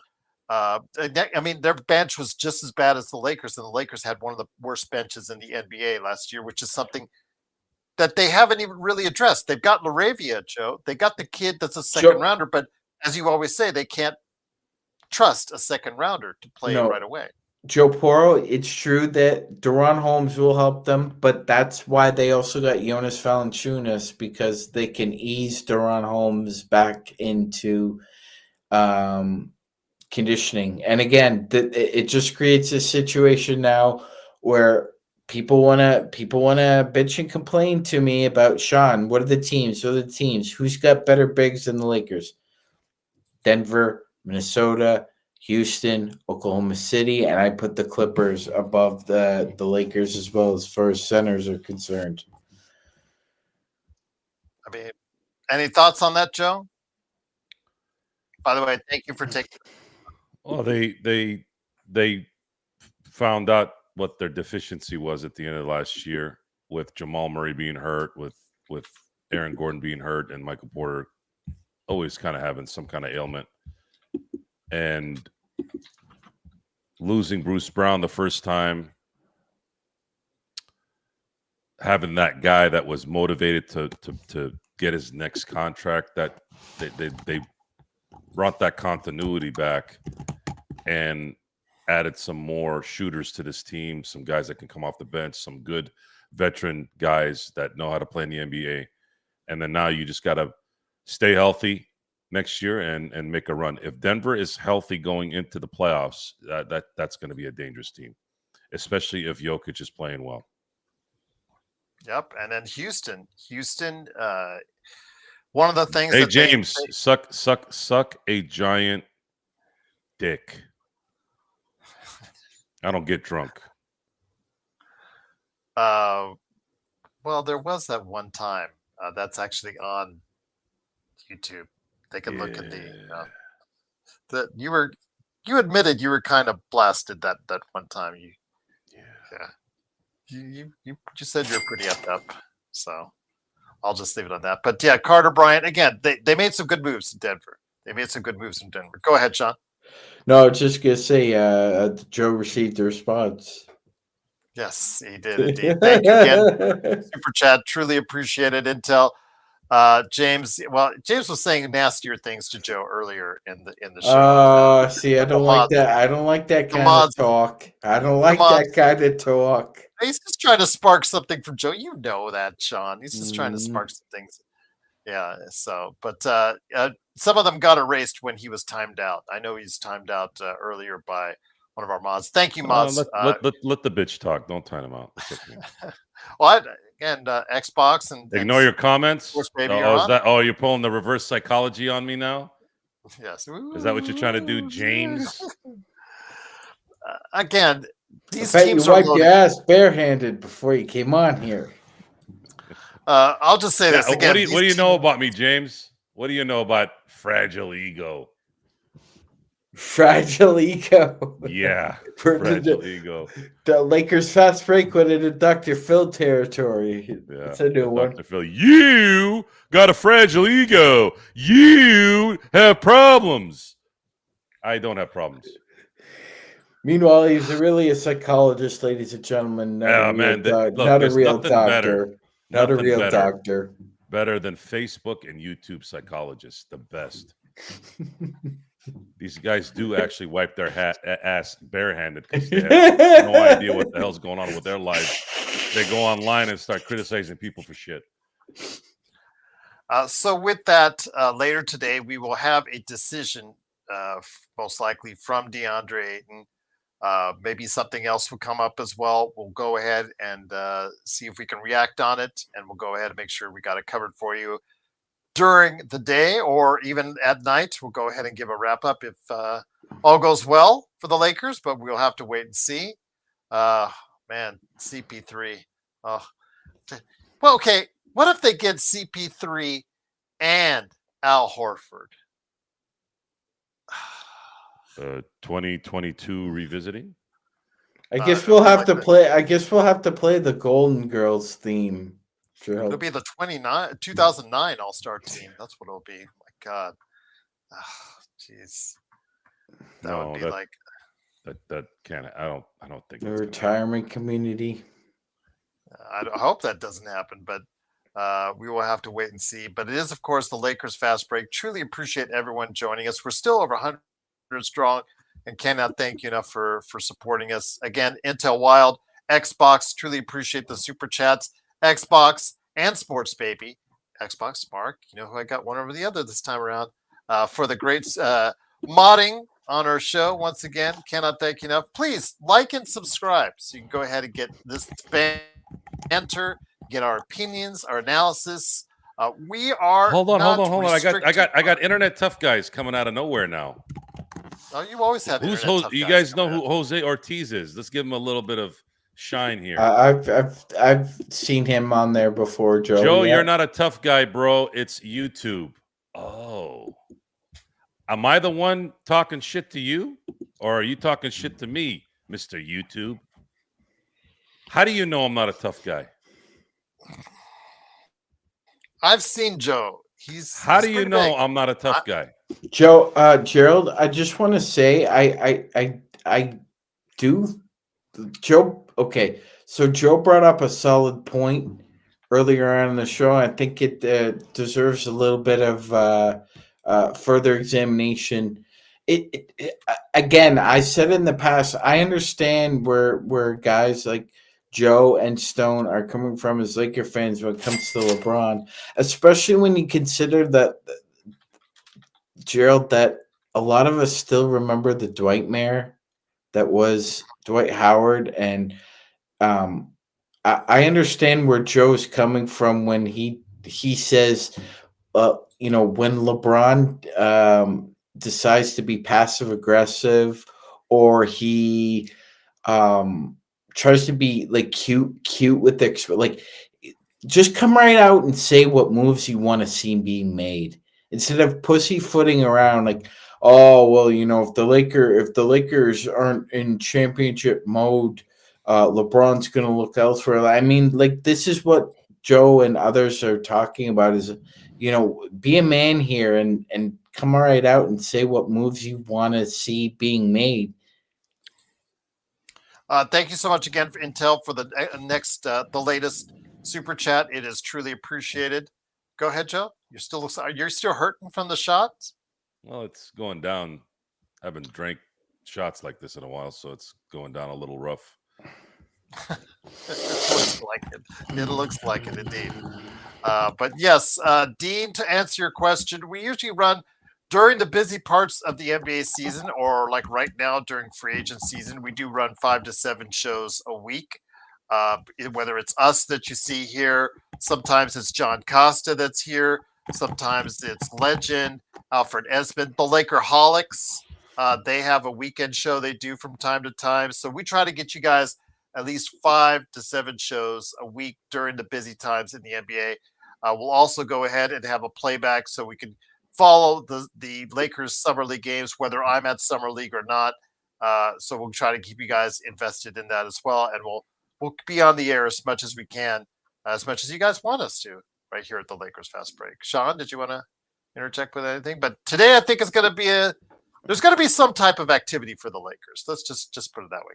Can we say it's a little bit safer bet? I mean, I'd love to change that grade of Rob Palinka's from a D to a C, Gerald. So, I mean, come up with something here. Because Jake LaRavia and nothing else. Well, I'd be free agency, not free agency. Gerald.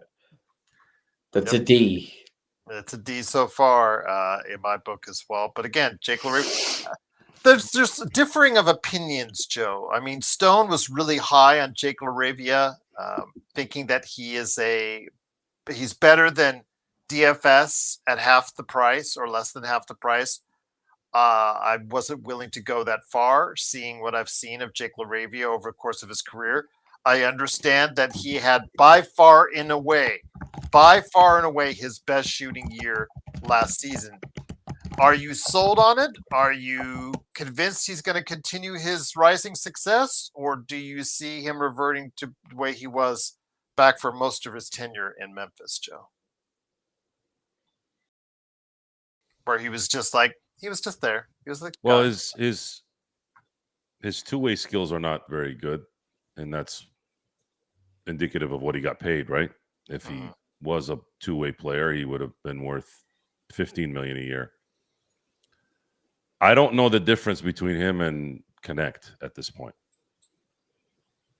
I feel like they're both kind of redundant. So does that mean that they're going to be trading Dalton Connect? Likely. I guess that would make sense if that's what they're doing. But I would have preferred to use the rookie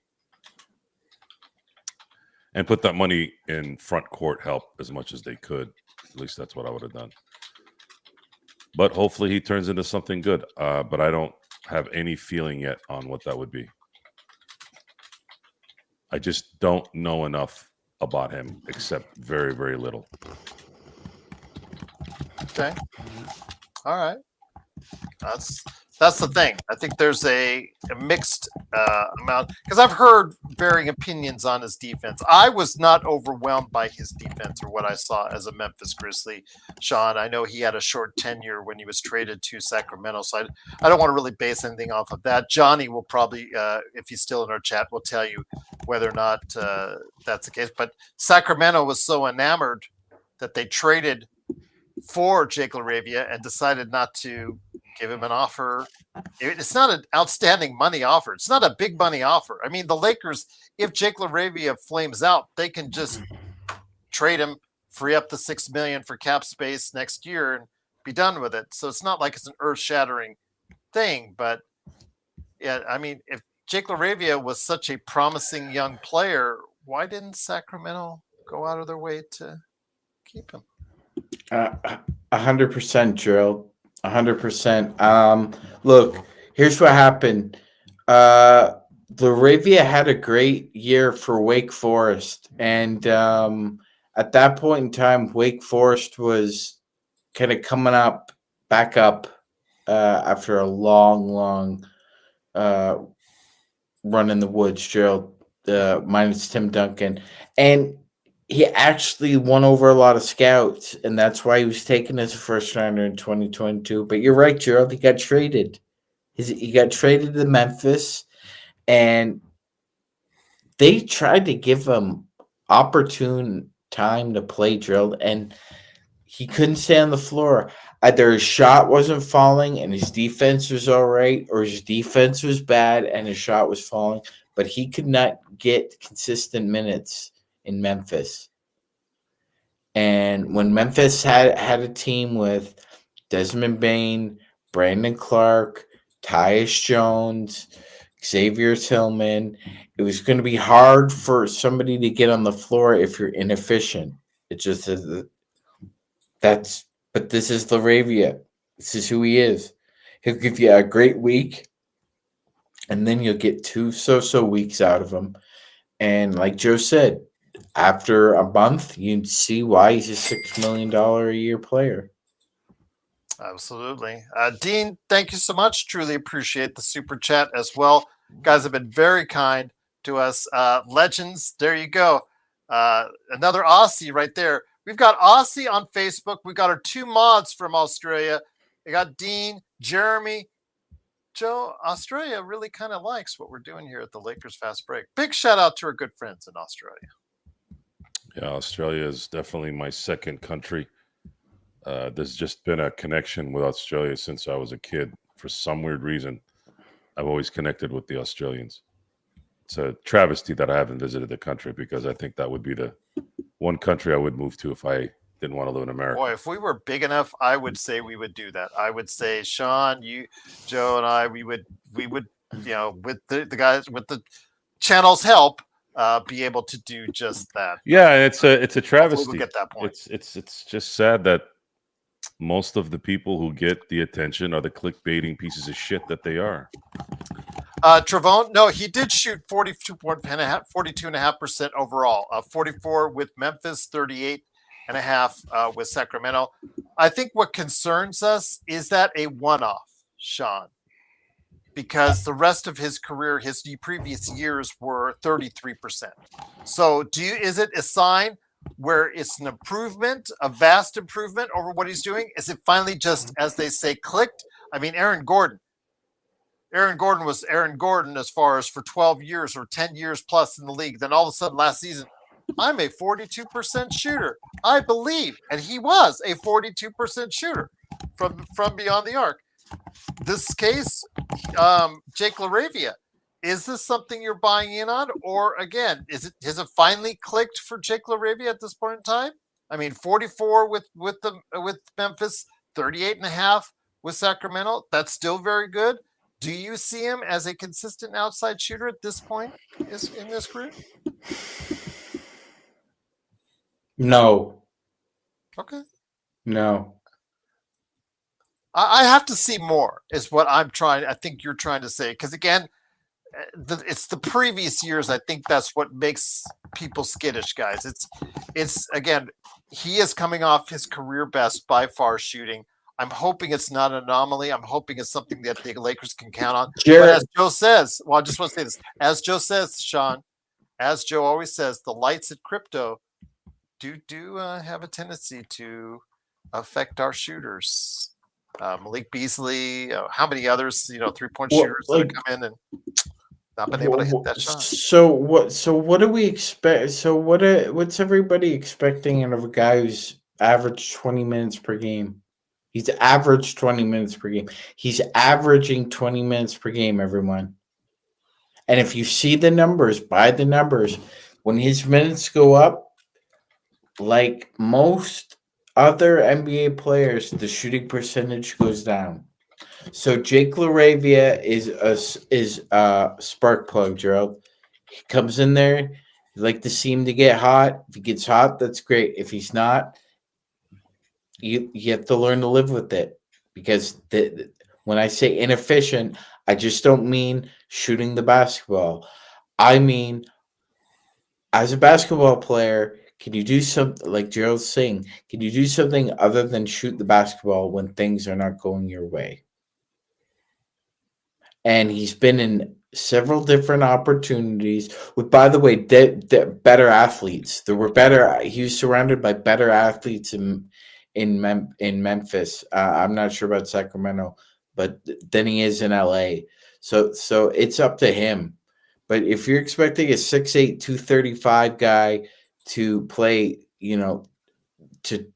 for his minutes to go up to 26, 27 and be efficient, that's not what's going to happen. Gerald, do you remember the constant headache that you and I both had of explaining Taurean Prince to Lakers fans? But he shot 40% as a Laker. Mm-hmm. He just got a new contract for Milwaukee. Mm-hmm. So. Yeah, he shot 40% on, around 22 to 25 minutes. He can start getting above that with Taurean Prince, and he's not shooting 40% from three, Gerald. He's shooting around 28% from three. And progressive, again, the statistics, if you take a look at them, he shot 44% in Memphis this past season, but he was traded to Sacramento and shot 38.5. Still pretty darn good, above the league average. His previous years before that were 33% and 34%. That's what we're hoping, is that he's made a natural progression, Joe, to being a consistently good shooter from the outside, which obviously will help LeBron and help Luka. And if he can play anywhere, decent defense, guys. Gerald, here's what I'm saying. I watch a lot of NBA basketball out there, ladies and gentlemen. Jake LaRavia was sat for Luke Kennard. So for all you out there wondering about LaRavia's defense, if you think he's a pretty good defender, then put Luke Kennard in the same category with them, because Taylor Jenkins sat LaRavia and would rather play Luke Kennard. Well, right now, we're not going to have a choice, because DFS is not going to be out there coming off the bench. You're going to have Vando and him as the guys that are expected at the forward slot, Joe, to come off the bench to provide a lift both on the offensive and defensive ends. Well, at least not in the case of Vando, it's just defensive. But as long as he can play adequately, I'm not asking for a stopper, Joe. I'm just asking for adequately. Because I know one of the things, Dalton Connect, we really want Dalton Connect to work out. We really want him to be a consistent player in this league, but his defense is just so atrocious, Joe. It's really hard to trust him out there for any length of time. He has to work on that this summer so that he can become at least acceptable. I'm not asking for a stopper. Acceptable. Jake LaRavia and him, if they go out there and they're playing acceptable levels of defense with him and Dalton Connect, man, does that thing change? Does that change things up, Joe and Sean, to where you now have some really good shooters out there to go alongside LeBron and Luka, Joe? There has to be a system, and there has to be a philosophy, and there has to be a desire to do those things and do them game in and game out and still provide on the offensive end. LeBron James doesn't have the ability to do that throughout an entire season. Luka is not a strong defender. LaRavia is not a strong defender. You just lost your best 1 through 5 defender. If you do acquire DeAndre Ayton, he's not known as a good defender. Don't connect. Should he stay with the team? Struggled on defense. Austin Reeves isn't a stout defender. Rui can play some defense, but not next level stuff. So, yeah. What is the philosophy? What is the identity of this Laker team once they do sign a center and maybe get another perimeter player that's here? It's just not constructed well, guys. No matter what they bring in, it'll give them a better shot at beating certain teams. But are they going to be able to beat Oklahoma City? Are they going to be able to beat Denver now and Houston? Injuries will change things. That's the theme of the parity era. By the way, this is the first time in NBA history that there's been 7 separate teams winning in a row, winning a championship in a row. This has never happened. So parity has arrived to the NBA. And I heard that the salary cap went up 10%, Sean, this year. Yes. Is that correct? Well, Yes. I'm hearing next year the salary cap's only going up 7%. 7. Mhm. Why is that? It's just based on the TV contract numbers, Joe. And it will never grow on this current arrangement. The TV is never supposed to go beyond 10%, by the way, Joe. No matter how bad the product is, it just seems like all these leagues are immune to it. They're still going to raise the salary cap. They're still making money. You still have billionaires buying teams for 10, 12, 6, 7, $8 billion. So no matter how much bullshit you hear from idiots that just don't know really anything. Oh, the NBA sucks. I'm not watching it. Well, somebody's watching it. Somebody's putting money in this. I think that you know what, Joe? It's interesting you say that, because I think the conventional, and Gerald, I think you should chime in here too. I think the conventional way that people used to watch television is still being used as somehow of like a baseline, Joe, and that's not true today in 2025. So when people talk about viewership ratings dipping, I think you need some context behind that, because you can't look at Michael Jordan and the Jazz in '98 to Oklahoma City and Indiana in 2025 and compare apples to apples. I'm gonna say I still think the Lakers are still a top 10 team in the West. Where you place them is up to you. With or without DeAndre Ayton. So there's always a chance. The WNBA is expanding into 3 cities between now and 2030. How did that happen? I thought these guys lost $1 billion last year. So I don't. Three syllables, Joe. Kate Lynn Clark.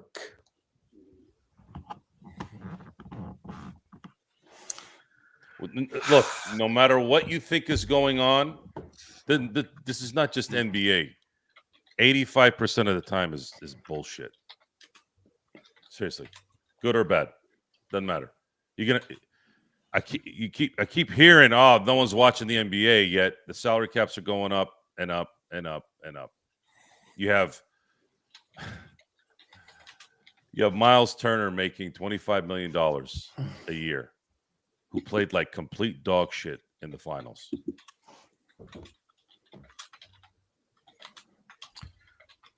Tell you what, though, it's been a great time. There's no accountability anymore anywhere. You suck, you're still going to get paid. Your league has shitty ratings, you're still going to make more money. Like what? I don't know what's rigged here, but something is rigged. Again, truly appreciate you joining us. We'll find out what happens later today when the decision most likely will be made for DeAndre Ayton. Which team will he go to? Is it going to be the Lakers? Is it going to be Indiana? Is it going to be Golden State or someone else?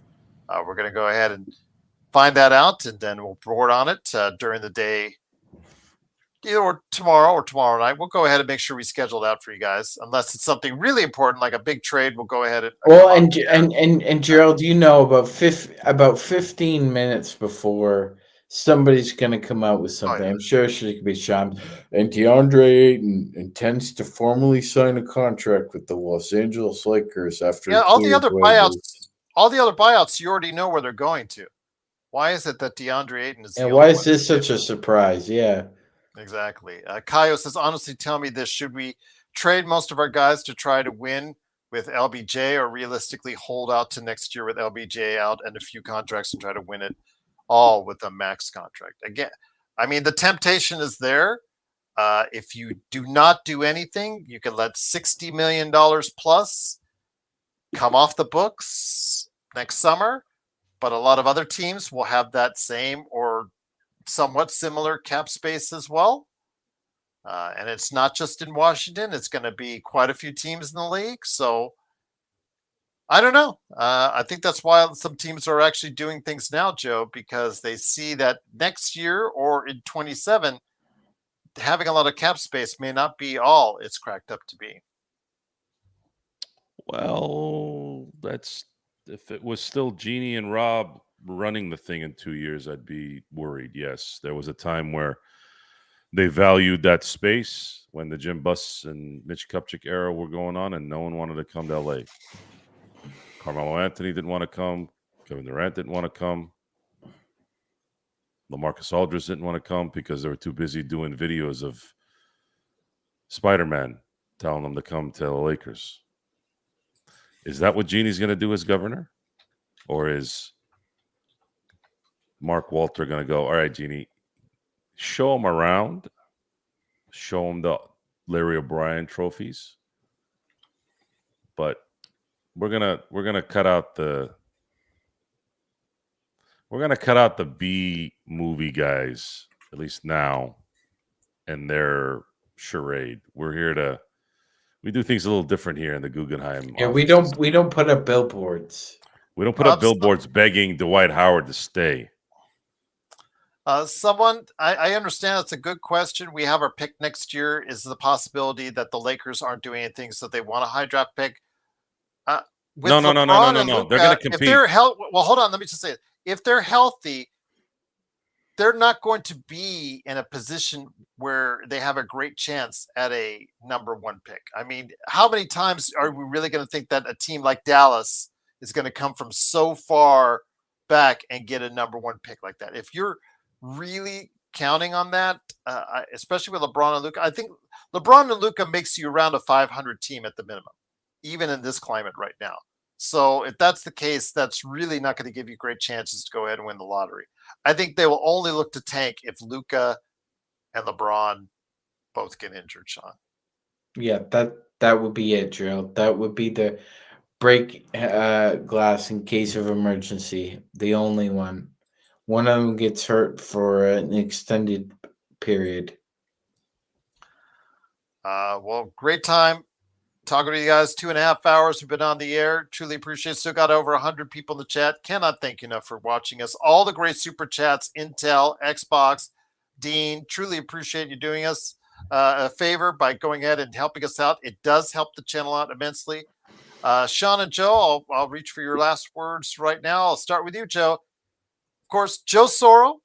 Got to go ahead and make sure you get him squared away on YouTube, also on his channel, also as well, of course, the Joe Soro experiment that SB Vari runs and Xbox runs. Sorry, Xbox. I'm sorry, Xbox and Vari run on the. Yay! A subscriber. Mike, appreciate you subscribing. But go ahead and follow them on Playback, but also as well, of course, his company, Blades.com, and of course, his game Corrupt. Now on sale on Steam. But any last thoughts before we do now? My last thoughts are continue to watch our channel. The Experiment is my channel. I'm usually on at least once a week, but we will be ramping that up when the NFL season comes because we're going to be merging the NBA, baseball, and NFL here probably come September, October, which is the best time of the year. And then college football will be coming, and then hockey will be coming soon after that. So when the fall comes, we're going to have a lot of things to talk about, and we will be talking about those things as well, college basketball as well. As far as the detractors versus the supporters, that's usually that's how you know the audience is right, when you have equally the ones who like you and equally the ones that are the pests. You know you're in the right spot. And anyone who thinks that they've got a mental edge on us, yeah, good luck. Keep thinking There that. you go. Sean, any last thoughts? Been great on here. I know it's really early in the morning for you. Any last thoughts, my friend? Did a great job today on the way out. I'm about to go to bed. There you go. Indeed. It is, of course, Magic Man Sean Grice, Joe Soro, me, Gerald Glassford. Thanks again for watching this. We'll see what happens with Deandre Ayton and the Lakers later today, and we'll go ahead and have our say. You know we will. What will happen, we don't know, but we're willing to find out, and we're willing to talk about it, as always, as part of a great Lakers show that you need to keep watching right here at the Lakers Fast Break Podcast. Thank you, everyone. Be safe.